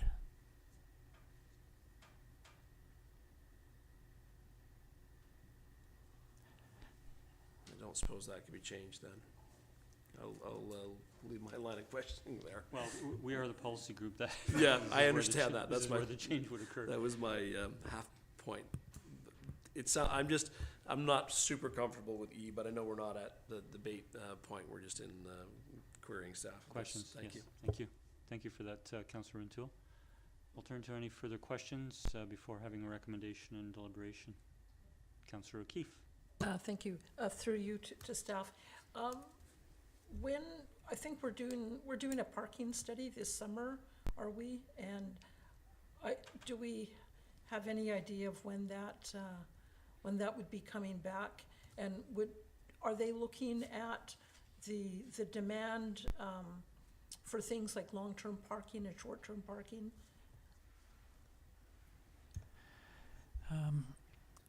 We anticipate that will not be coming back until late fall to the new council. Whether the demand for long-term parking has been built into the scope, I'll let Ms. Clary address that if she's willing to.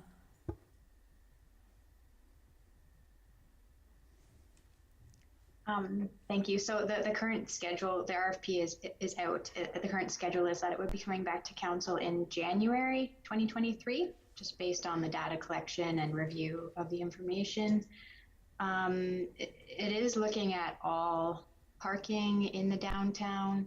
Doesn't talk specifically about long-term parking, but that is something we can get the consultant to review at that time.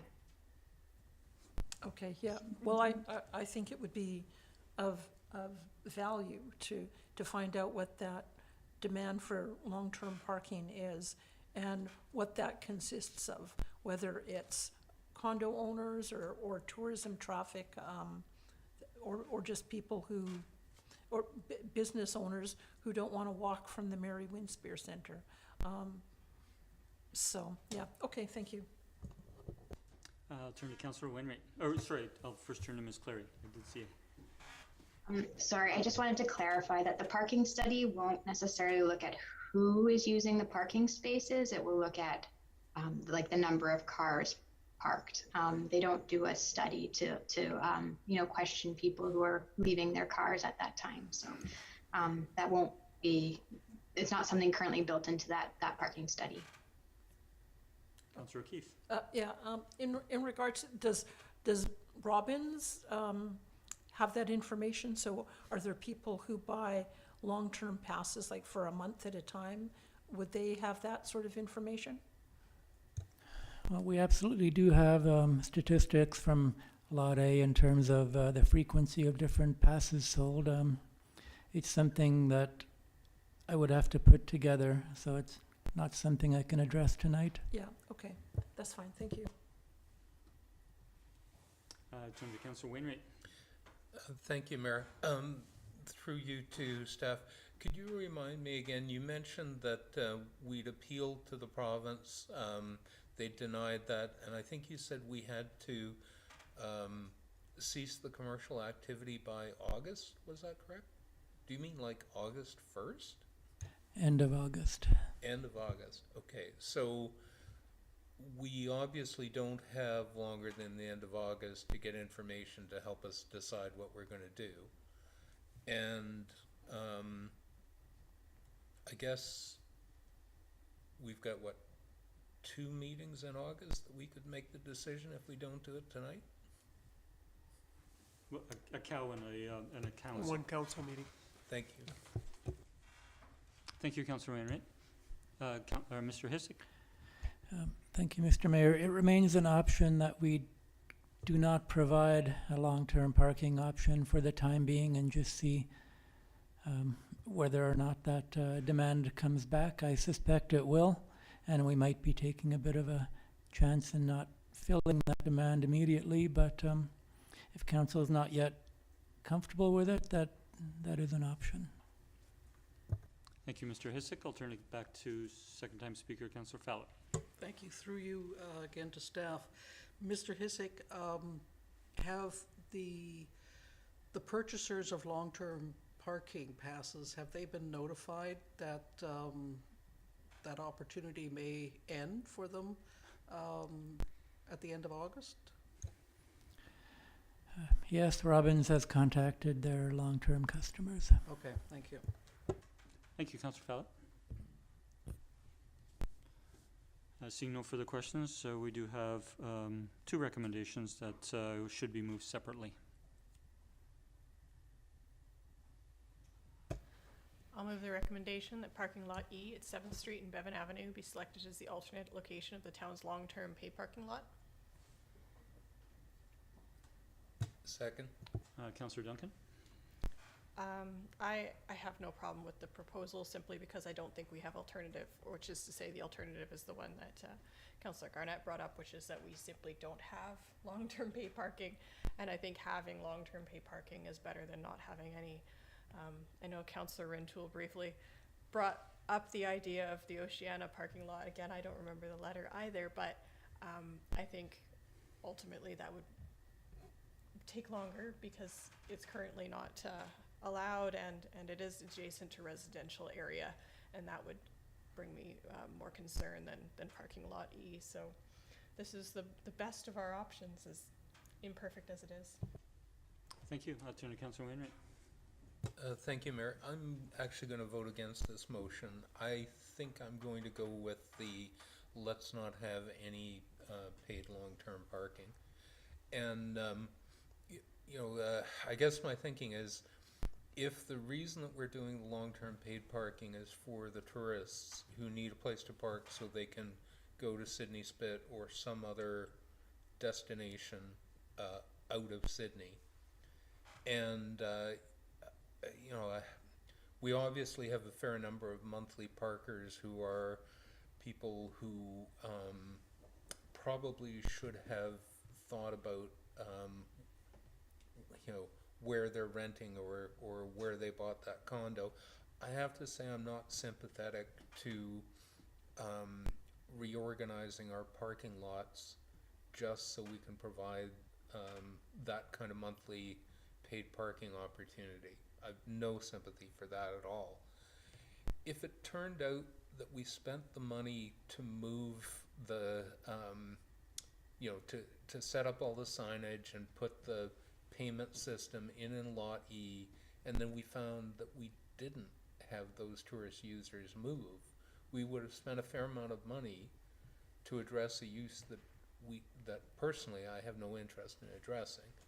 I would rather not spend the money to move it, see if the demand is really there.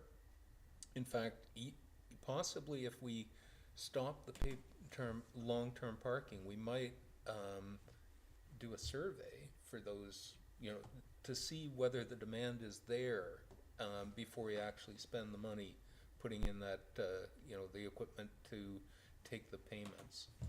So I think we're better off giving it a try of not having long-term parking. Anyway, thank you. Thank you, Councillor Wainwright. Councillor Fallot, sorry, have you spoken? Not since The first time? Not since Not since the motion. recommendation. Please go ahead, and then I'll turn to Councillor Garnett, and then I'll next speak after that.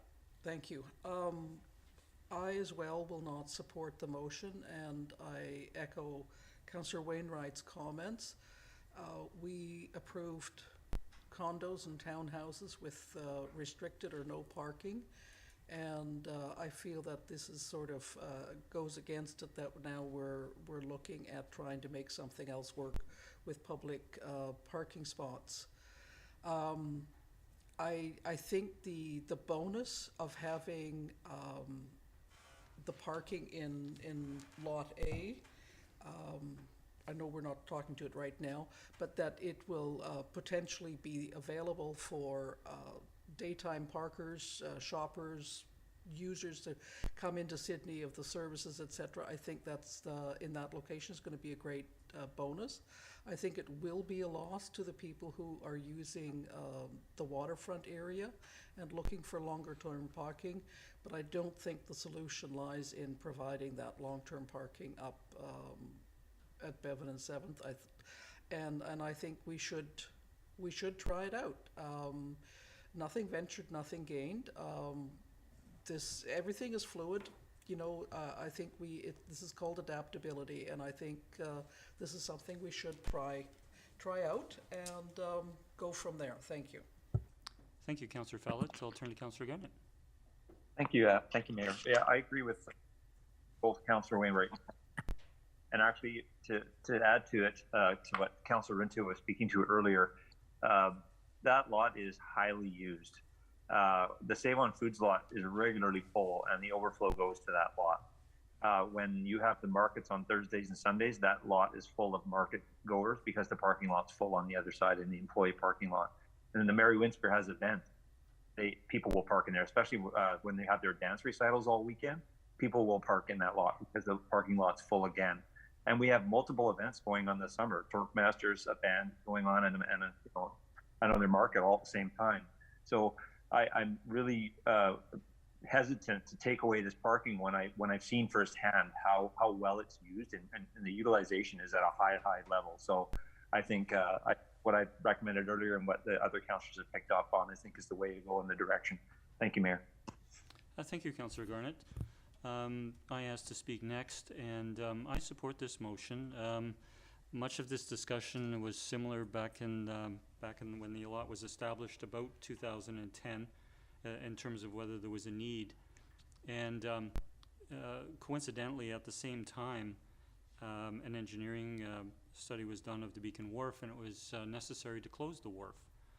Cars used to regularly go to the wharf. In particular, there was limited parking there, but in particular, people using the Sydney Spit Ferry would go down there, drop off their passengers, their camping, whether they were going for the day or whether they were going for several days, and that was a loss when that parking was no longer available, or that drop off.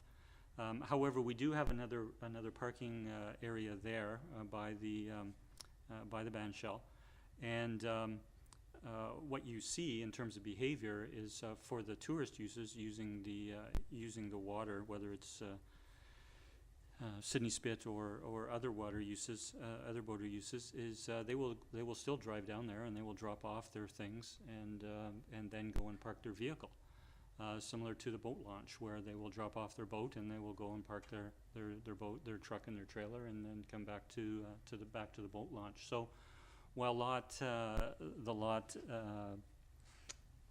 A, and I've got my numbers, so I'm not looking at the numbers here, but the lot that will no longer be a pay lot is closer to the waterfront. The behavior of the tourists are that they can still drop off their things and their passengers and park their vehicle wherever they can. It was determined that yes, there would be different users of the lot. There would be tourists, and that there would likely be business owners who don't have parking spaces on their property, and that wherever they live, and whatever the nature of their business is, real estate agent, whatever, retail business, service business, is that a physician going to and from the hospital, that there are parking needs, and for those who have a significant need, being able to purchase a monthly spot is valuable, and I think it's reasonable that the taxpayer, that we provide that to the business community in general, because of some of the specific needs of different business owners and services in the downtown. In terms of the third use, I will concur entirely with my colleagues that having parking spaces for people who have second vehicles in condos is the last thing that I would like to see those parking spaces used for. And hence I have three questions for staff. One is, can we instruct Robbins Parking as to as to be able to question the person taking out the permit, whether they're a condo user or otherwise. I don't think so, but I will float that question.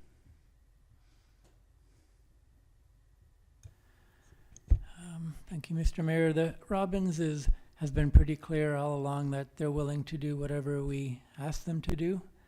I'm sure they'd be comfortable asking that question, but in terms of following up to ensure that the individual is being honest, I think that's a little bit beyond their scope. It doesn't, speaking out loud, it doesn't sound as practical as it might. My second question is, it came up in discussion that there might be a cost associated with moving the current parking payment infrastructure from the one lot to the second. Is there any cost to the town for that change, or does that come within the service that we have with Robbins? Robbins would be responsible for the bulk of the cost, which is not going to be great. We might have some costs in advertising and perhaps signage. So it's nothing significant as indicated in the report. Okay, thank you. My third, actually it's not a question, it's a comment, is with regards to survey. It's going to be pretty hard to survey potential visitor uses, if they live in other parts of the South Island or they live up island and they want to use the Gulf Island Park Reserve or Sydney Spit. So I'm not sure that we're going to hear that. It was the business community at large that made the request for this overnight parking some 10 years ago, and I think we can wait for the business community to come back and request it again. But I think turning this down because of a concern of a limited number of condo users when there's two other very good uses, that is visitors and legitimate business owners and service operators, as I say, whether they're physicians, whether they're real estate agents, whether they're retail businesses that have demands to come and go from their place where they operate downtown, that it's reasonable. We should be providing some use, and currently there would be only the Seaport Place paid parking, which has demands on it because of Port Sydney Marina and the businesses operating there. So I don't know that we would necessarily want to rely on that to provide overnight parking. So I will conclude my remarks there that I will support this going forward. Councillor O'Keefe. Thank you, Mayor. I'm torn on this, but what I'm wondering is, I know in the staff report, it was mentioned that it wasn't a preferred solution to split the Lot E into short-term and long-term, but I guess a question through you to staff. What would be the mechanics of that? Like, I presume it's doable, that we would have to erect signage, and I guess where I'm leaning towards is that we could have some long-term parking there. I wouldn't agree to all of it, and that no monthly passes would be permitted. So it seems to me that the greatest need is for people who want to enjoy the waterfront. They want to go to Sydney Spit and camp for a couple nights over there, that sort of thing. So I would see reducing the number of long-term spots to accommodate those users, but not necessarily providing monthly passes to those who need it because they need an extra space for their car, whether that's something that's doable. I guess that's a question through you to staff. As indicated in the staff report, it's highly discouraged by the professionals who do this on a regular basis. It leads to nothing but confusion and frustration, no matter how good the signage. So for the limited number of spots that might remain free, it's not really worth the hassle, in their opinion. And if we're talking about really making this complicated in terms of allowing certain uses and not others, that would require some investigation on whether it was still cost effective enough for Robbins to operate it on that basis, and what limitations might be placed on such a lot. Okay, thank you. So I guess where I'm currently leaning somewhat reluctantly is to support the motion, just because I think it's the middle of our tourist season. You know, we've got people who are wanting to get out and about for the first time in a long time, making trips to Sydney Spit and other places. So I don't know that I feel right about pulling the plug on the opportunity for them to have long-term parking at this time. What I would look forward to is revisiting it in January when we get the parking study and perhaps get some indication at that time from staff and from Robbins in terms of the demand for long-term parking. So I think for now, I'm okay to support this motion for this summer. Thank you. Thank you. I'll turn to Councillor Rintoul. Thank you, Mayor. Yeah, I'm not inclined to support the motion in that, again, I think Lot E is too heavily utilized in its location for us to try and divert this traffic to that lot. So to me, it's not the choice. I may be supportive of a motion arising to the nature that Councillor Wainwright suggested, but I suspect that would be more likely on an interim basis, and I tie that only into the parking study that's due, and would be I think nice to see consideration of this issue incorporated into that parking study when it comes back before council. So in terms of the motion that's before us, I would be more likely to think that the employee public parking lot at the Mary Winspear Center, given its shape and the design of that lot with some pockets and nooks and crannies, despite what Mr. Hissick has said about it being not preferred to try and have two types of parking within the same space. To an extent, that's already happening in that lot, and if we could cordon off an area by the physical dimensions of the parking lot, I think it might have been a better suited lot than Lot E. Again, not because of its proximity to the potential long-term visitors we're trying to accommodate, but just with respect to utilization and utilization of the lot in particular. So, yeah, I'm more inclined on a temporary basis to support something of the nature that Councillor Wainwright has suggested, and I won't support this motion. Thank you.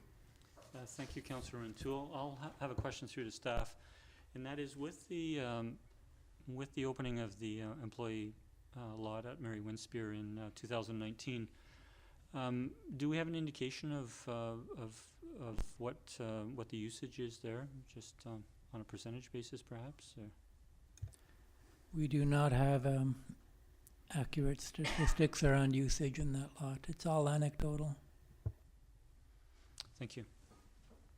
I appreciate that there is, relatively high demand there, but with the addition of those parking spaces in 2019, it has made a tremendous difference in providing available open parking. I might add that one of the uses in the, while we call it an overnight parking lot and reference to monthly users, which they are, there are people that I've met on the street that would come to Sydney and they want to do several things during the day, and you cannot park anywhere for more than 3 hours anywhere else in the downtown. And so there are daytime users who will use that parking lot to park for a longer portion of the day because they want to go to the aquarium, they want to have a meal, they want to walk the town, and that sort of thing. So there are different user groups using that particular lot. But we've had a good discussion. Councillor O'Keefe? Thank you.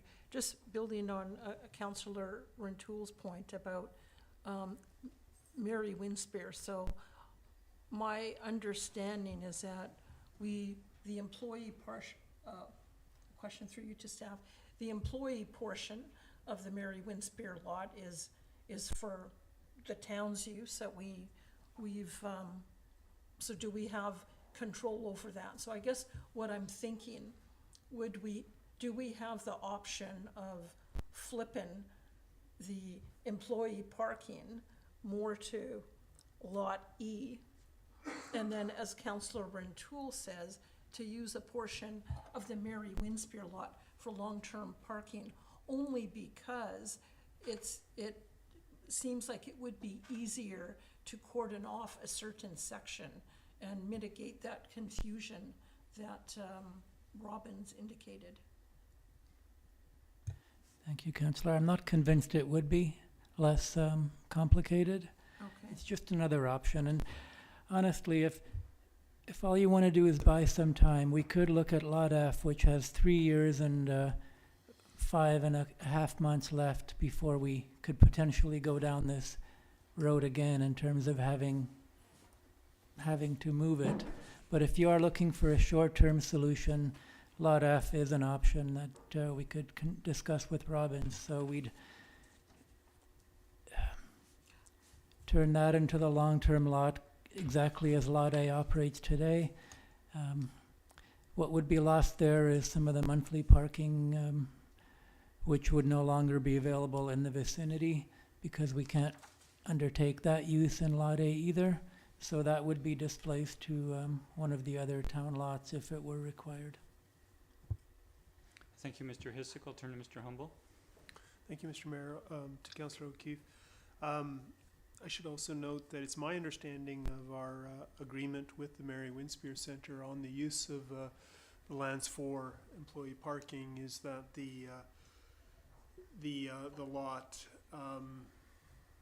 is employee parking during the day. It does. There's a time restriction. It reverts to Mary Winspear use after whatever it is, 5:30, 6 p.m., etc. So Right, it's for okay. their use afterwards. Yeah, of course, yeah, okay. Yeah, thank you, Mr. Humble. I'll turn back to you, Councillor O'Keefe. No, so just back to, through Mr. Hissick again. So was it, did you say Lot F was the other option?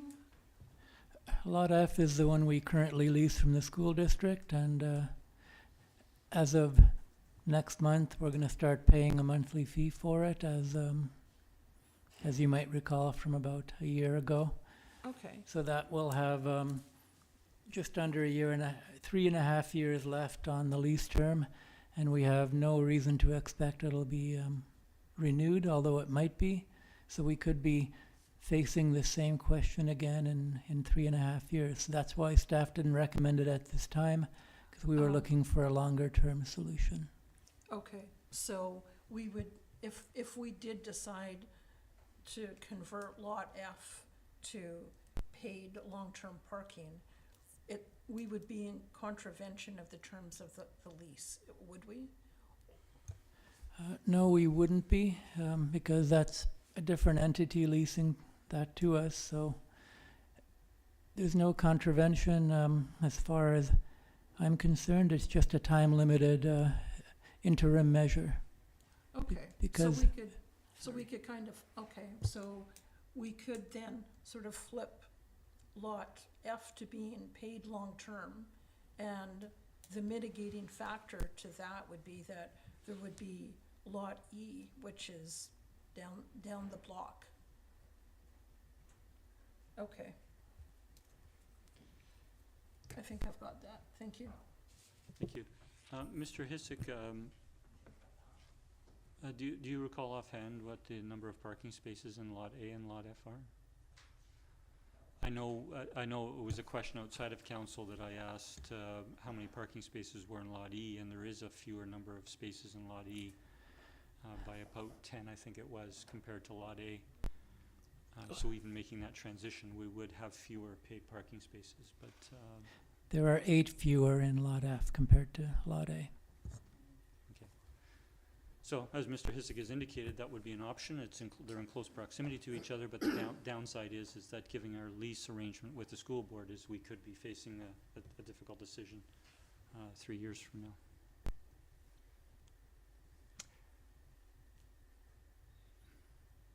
So we do have the current motion on the floor. I can see, as Councillor O'Keefe uses the term percolating in progress. But if there is no further discussion, I will call the question. All in favor? Opposed? We have 5 opposed. Councillor Garnett, Councillor Fallett, Councillor Wainwright, Councillor O'Keefe, and Councillor Rintoul. The motion is defeated.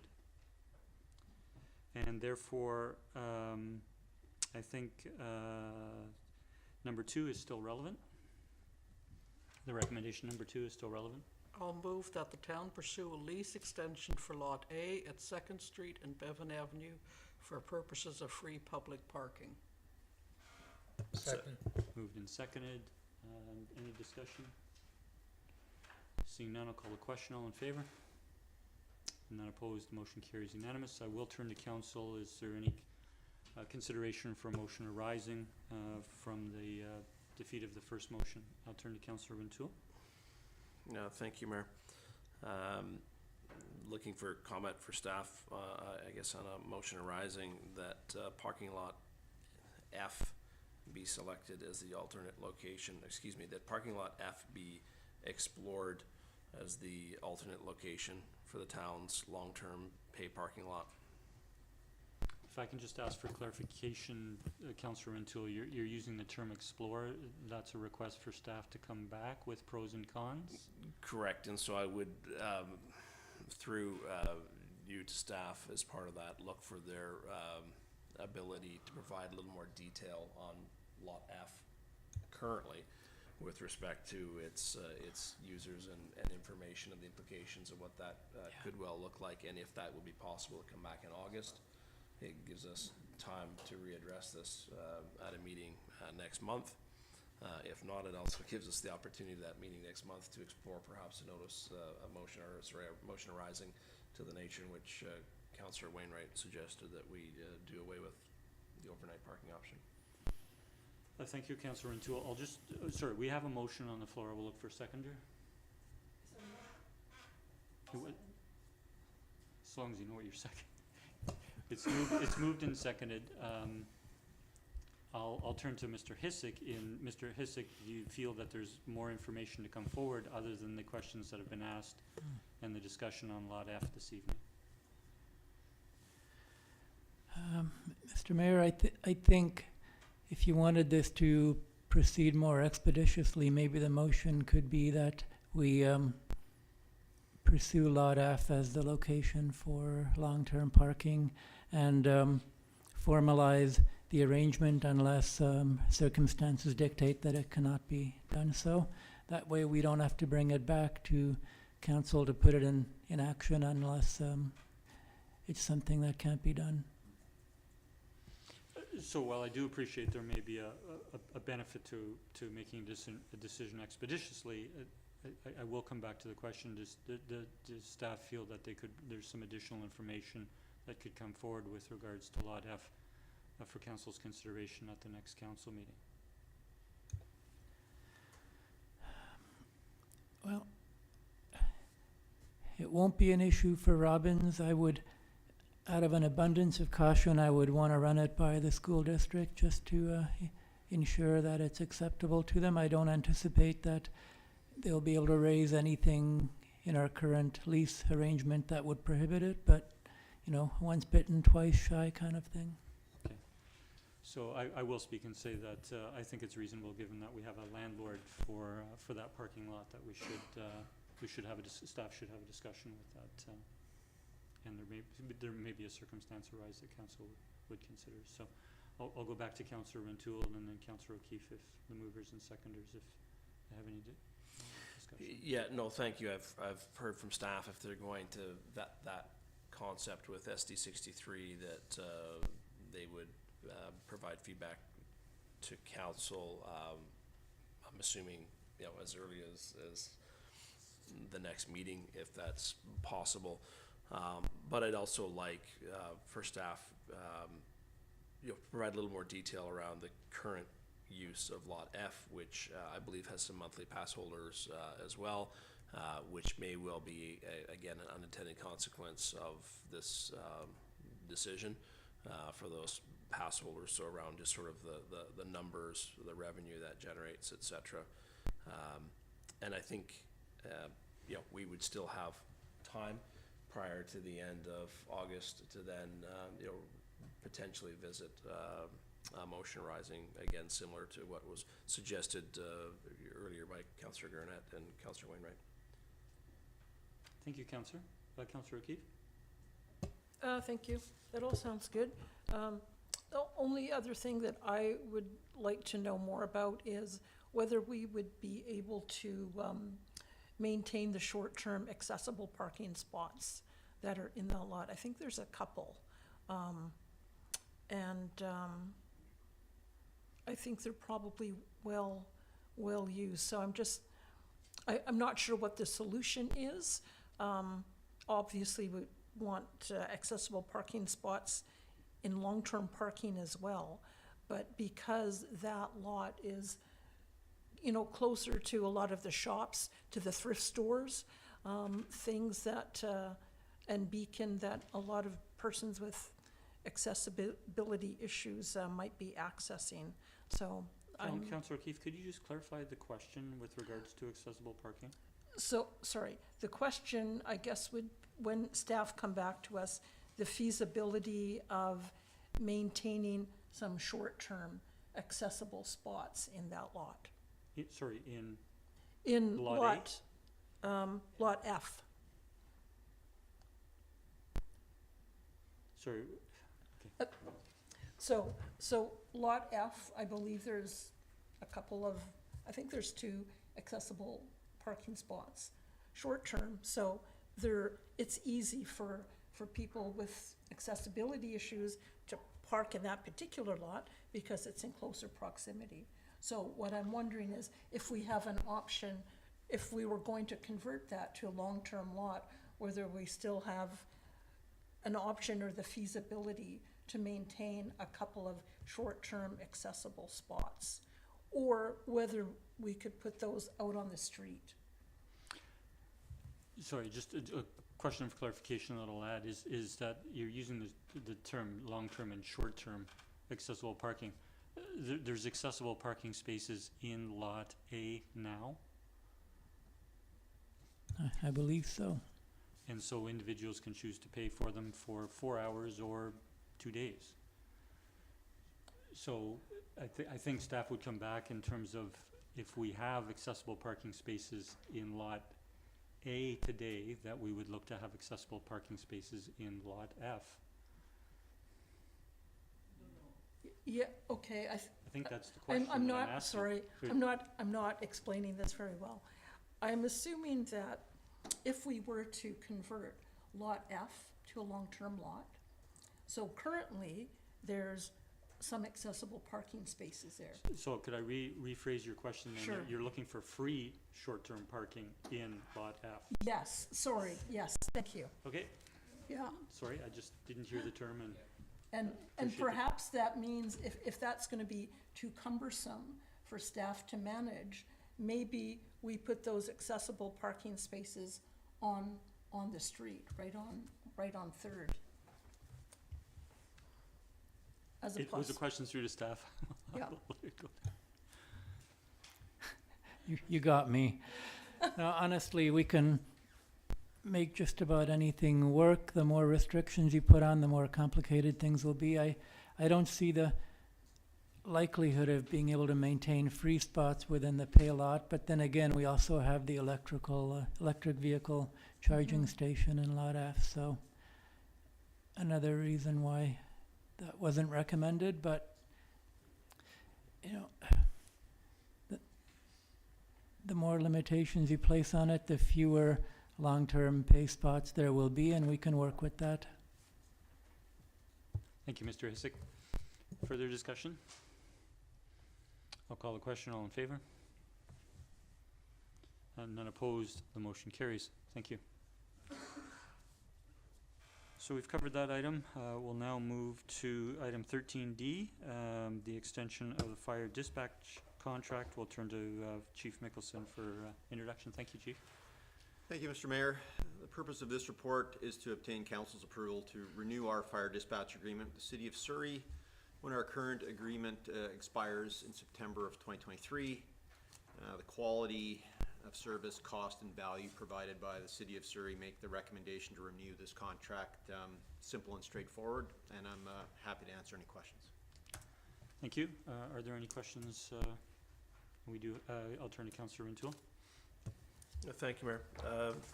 Thank you, Chief. The reference to pricing comparatively between Surrey and Saanich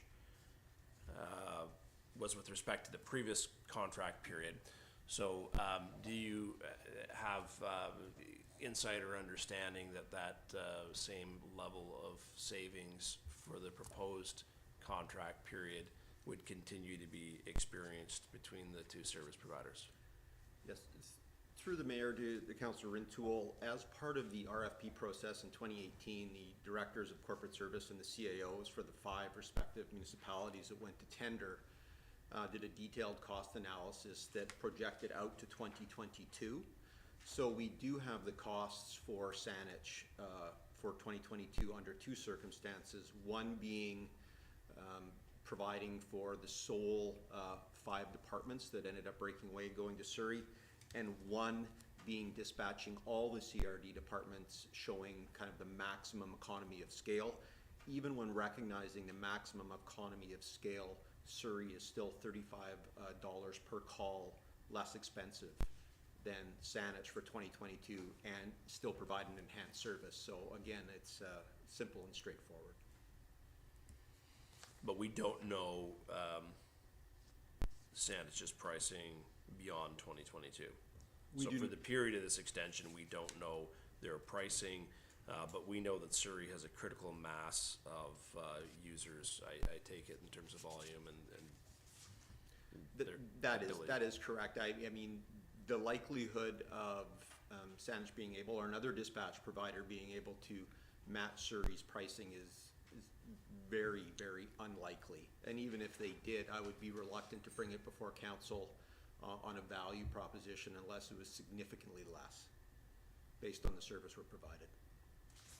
Thank you. And if I may, lastly, I know your report noted that Langford discontinued providing dispatch services.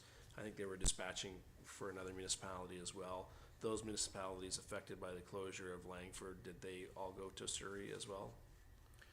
Not all, excuse me, through the mayor, Councillor Rintoul, no, not all. Some of the, Langford dispatched a lot of the smaller West Shore departments, yeah. Otter Point, Shirley, a lot of those went to Saanich, but Langford and the city of Victoria, which represents the bulk of call volume in the CRD, went to Surrey. And that was very recently? That's correct. That was, okay. All right. Thank you. Thank you for the questions, Councillor Rintoul. Councillor O'Keefe? Thank you. A question through you to staff. Is there any information available on the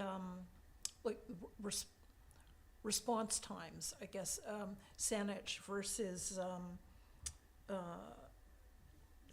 Surrey? And I guess what I'm thinking is, we've heard over the last year or so with staffing challenges, people calling 911 and having to wait to get somebody on the line. So do these organizations provide any data in terms of how long it takes to pick up the phone? And is that a factor with, say, a place like Surrey that is dealing with a large metropolitan area and might have a lot of calls coming in?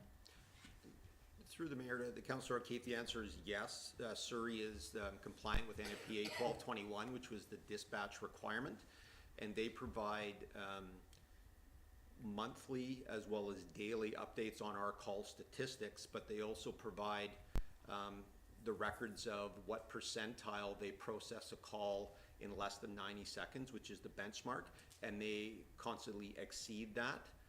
And they make that very, very public and provide that to us in our client dispatch meetings. That's not something we were provided with our former service provider. Okay, great. Thank you. Thank you, Councillor O'Keefe. And so if there are no further questions, we do have a recommendation. I'll move that the extension of our fire dispatch contract with the City of Surrey be approved for an additional term beginning September 19th, 2023 and ending December 31st, 2028. Second. Moved and seconded. Any discussion? Seeing none, I'll call a question. All in favor? None opposed, motion carries unanimous. Thank you. We'll next go to item 13E, which is the monthly building permit report for June 2022.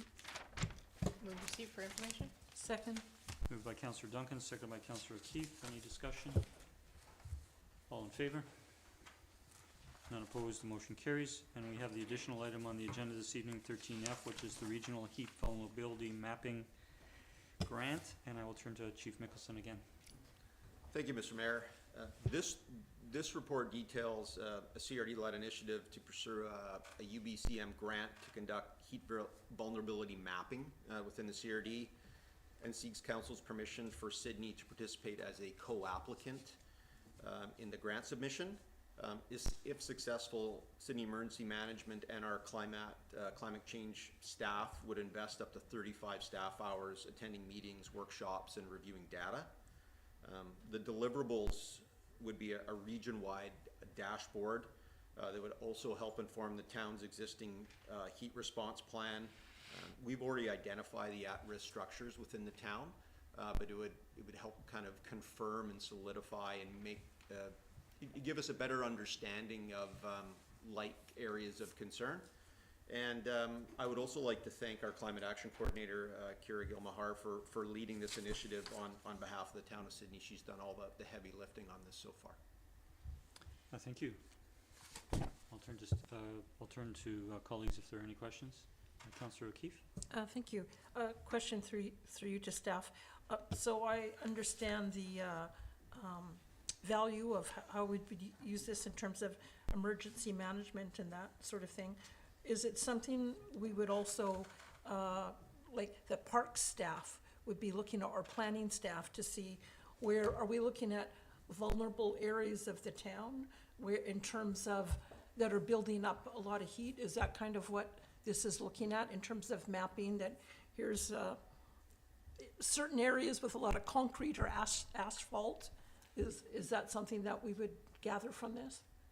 Through the mayor to Councillor Keith, no, I don't believe it's specific to that. It's more identifying specific structures and probably demographic cohorts that are most at risk for another, heat emergency and health-related impacts, because that's our primary concern, particularly based on what happened last year. So it's primarily targeting that.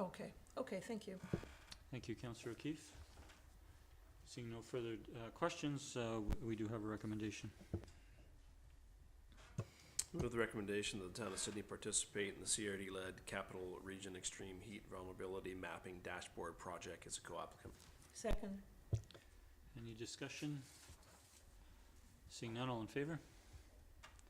The motion carries unanimous. Thank you. We'll now turn to 14, which is correspondence. Item 14A is an update on the digital network and responding to growth. A letter from Crest. Councillor Rantoul is our council representative on the Crest board. I'll turn to you, Councillor Rantoul, if you wish to move the recommendation. Move receipt for information. Second. Moved and seconded. Any discussion? I'll just note, Mayor, that this letter in the annual report accompanied confirms that the board and shareholders have agreed to move forward with the building a post-disaster building, which of course came before our council on a couple of occasions, including in presentations from Mr. Horth, the general manager present. Thank you. Thank you. Councillor O'Keefe? No. Seeing no further discussion, all in favor? None opposed, the motion carries. And we'll go to item 14B, which is a letter from the town of View Royal with regards to support for the Island Rail Corridor. Move receipt for information. Second. Discussion? Seeing none, all in favor? None opposed, the motion carries. And we'll go to item 14C, which is consent for amendments to the sublease for Victoria Distillers. And we do have email correspondence and a recommendation. I'll move that the town consent to the change. Second. Moved and seconded. Any discussion? Seeing none. Oh, sorry. Councillor Garnett, please go ahead. Thank you, Mayor. Just a question through to staff, since I believe the letter was probably sent to. When they mention in here that the VDI will operate the VDI in generally the same manner, you have any discussions as to what that means generally?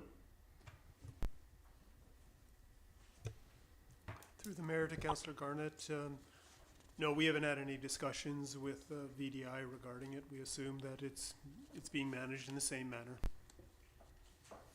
Okay, thank you. Yeah, I have trouble with the wording. I would have preferred the word generally not to be in there because I think that leaves too much room for discretion.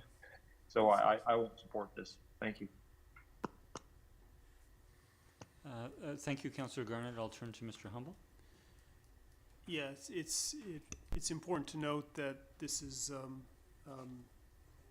essentially just a change of control, as noted in it. It doesn't affect the sublease, which is existing, and there's a provision in the head lease that clearly indicates any change to the sublease, if there's a change in control, a change in name, etc., that it come to council for approval. So again, it's a matter that's addressed in the head lease, and that's simply a request that is before council. Thank you, Mr. Humble. And it was noted in the by the proponent that they are retaining the same employee group and intended same uses. But thank you for the question, Councillor Garnett. Councillor O'Keefe. Thank you. A question through you to staff, and maybe it doesn't really apply here. I'm just thinking back to some meetings ago where we provided permission, I think, to Victoria distilleries to be able to have larger it provided an opportunity that they might be able to provide larger events. We were making some adjustment to I don't know if it was a zoning bylaw or variance, and at the time of that, I think Mr. Newcomb said, we don't have to worry, they're not planning to hold big events here, it's just a housekeeping issue. So I guess that's kind of only my reservation, but I guess that would be a separate issue, not really related to the lease. Is that correct? Through the mayor to Councillor O'Keefe. Yeah, I mean that was associated, I believe, with the liquor license modification on that, and I don't think it relates to this particular issue. Yeah, okay. To be honest. Yeah. Okay. Thanks. Thank you. And I think that's evidence of when there is a change that has to come forward to staff and council. Thank you for the question, Councillor. So we do have the recommendation on the floor. Any further discussions? Seeing none, all in favor? Opposed? One opposed. Councillor Garnett. The motion does carry. And then we do have, as the last item of correspondence, Councillor Fallett requested that the email from R. Talbot and the reply from staff regarding the 2022 Sydney Days Parade be raised to this section of correspondence, and I'll turn to Councillor Fallett. Thank you, Mr. Mayor. First of all, I'll move receipt of the correspondence. Second. So we have it moved for receipt, first and second, Councillor Fallett. Thank you. I raised this because there were some things that came forth for me in this letter that I just wanted to make sure that it is in our public agenda, and I just wanted to have this conversation in the public venue. So for the benefit of those people who don't have the letter in front of them, this letter was written raising concerns regarding the Russian flag on the Anacortes Sister Cities float in our recent Canada Day parade, and comment by the writer of how that might be viewed by others. And so for me, I saw this, that we live in such a fast-changing time that images and symbols that may have been acceptable in the past may not be acceptable today. So I ask also then, what message are we sending when a float, even one that doesn't belong to the town, but it is in our parade, displays an image or a flag or a crest or a symbol of a country that our federal government has imposed sanctions against. And as a municipality, do we have a role here? And if so, what is it? This is not something I've ever thought about before, that we need to vet parade entries, but for me, Mr. Talbot's letter has given me an awareness that I feel I can't now ignore. And so I would like to say at this point that thank you for writing the letter. Your concerns have been noted, or the concerns you raised have been noted. And I would like to ask that our council give this some thought to see where, and I don't have a future next step, but I think, where do we go from here? And just to follow through on that, I did take the opportunity to contact Peninsula Celebration Society, who put on the parade, and had both an email correspondence and a telephone conversation with the chair of the Peninsula Celebrations, who was very amenable to looking at this, and felt that perhaps we are now at a time when we need to think about what is the image that we present and what is that message that we send with that. So I'm just going to leave my comments there. I don't necessarily expect the rest of my colleagues to join in this conversation, but I just wanted to put that out in the public realm. Thank you. Thank you, Councillor Fallot. I'll turn to Councillor Wainwright. Thank you, Merrick. Because of this email and a couple of others, I've been giving some thought to this as well. And while I can appreciate that some people may be offended by seeing a Russian flag, given current world events, I'm also aware that because of world tensions in various other places, if you show a flag of Israel, somebody who supports Palestine may be quite offended, and there are a variety of other ones as well. So it gets difficult if you want to set a guideline on what to do. So the comment that, of course, Russia is a country that we currently have sanctions against, does separate it from Israel-Palestine, but actually there are a lot of countries that Canada has sanctions against, including Ukraine. And specifically, it's the Crimea region of Ukraine because it's occupied by Russia, but the sanctions actually against Ukraine. And if we wanted to be firm about not having displays that promote a region that's we've got sanctions against, you might actually prevent a pro-Crimea liberation group from participating. At any rate, it gets sufficiently complicated that I don't think there's anything that the town can practically do about this. I think that the issue's being raised because of this email, and I think that Peninsula Celebration Society, who are the one who actually decides who has floats in the parade, are now aware of it. That's probably about as far as we can go, I think. It is worth thinking through this kind of thing, but I think it's also quite important that we not be heavy-handed with something like this. And I just don't see a way of finding a reasonable solution. Thank you. Thank you, Councillor Wainwright. Councillor Duncan. Thank you. I'm frankly horrified somebody has tried to drag local politics into international intrigues like this. This is well above our pay grade and reeks of the 1950s Cold War. And I feel that those who don't read their history are going to be doomed to repeat it. I mean, all I can say when we start singling out countries and calling them aggressors against wars and making the criteria for whether their people should be personally not considered friends of our country anymore, I feel like maybe Anacortes might be a good example here, knowing it's our sister city from the US.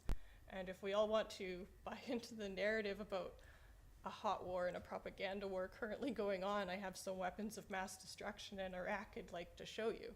So I just think this being brought up is completely inappropriate at our level, and I regret the Peninsula Celebration Society is even having to consider this. Thank you, Councillor Duncan.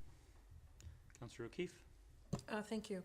I'm happy to have, for Councillor Fallot to have brought this up. It's something that is concerned, I think, to some people in our community. I think it's important for them to know that we don't necessarily are able to vet all candidate parade, admissions to the parade, and it's a struggle to know what to do. I think it's important to be able to speak up, to say that if we don't support this sort of thing in our community, in terms of a policy, I struggle with what that would look like, because as Councillor Wainwright says, it's complicated. So in terms of next steps, we've never had to think about this before, but as Councillor Fallot says, our world is changing. Peninsula Celebrations is aware of it now. It was a concern for them, and they are grateful that it was brought to their attention. So I'm hoping that this is a kind of a one-off that we might not, I'm hoping that we don't have to deal with again.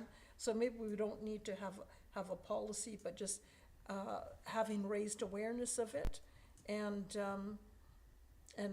monitor, I guess, is where I would be leaning towards. Thank you. Thank you, Councillor O'Keefe. Seeing no, Councillor Garnett. Thank you, Mayor. I thank Councillor Fowler for bringing it forward. I actually also thank the letter writer.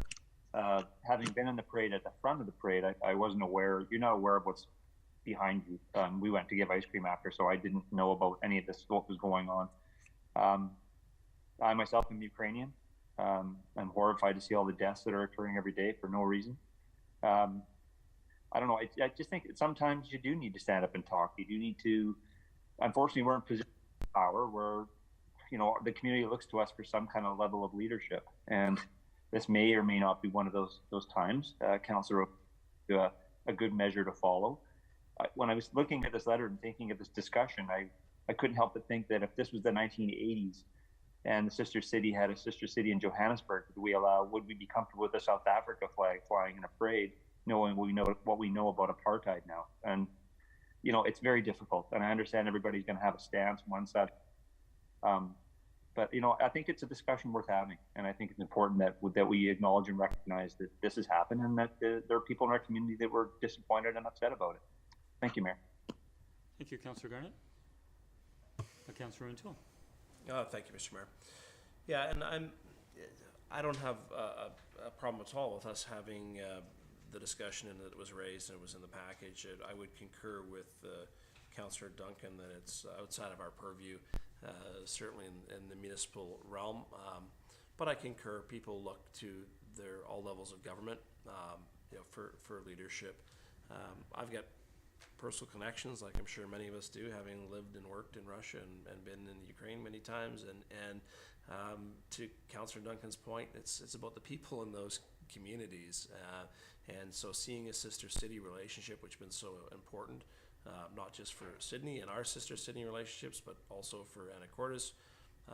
It's a shame that this is an issue, but I think it's probably healthy to have the conversation and let the community know that we're cognizant of it, and I don't think there's any foul with raising it to the level of Peninsula Celebrations, to have them be more cognizant to concerns of communities at large as well. But I don't think there's a role for this body to look to make policy of this particular nature. Thank you. Thank you, Councillor O'Toole. Seeing no further discussion, I'll call the question. All in favor? None opposed. The motion carries. That concludes, sorry, we do have item 15, which is the remaining correspondence for information. Move receipt. Second? All in favor? The motion carries. I'm not aware of any notices of motion from councillors, and so I would look for a motion to adjourn. So moved. Second? All in favor? We are adjourned. Thank you, council. Thank you, staff. Good evening to all.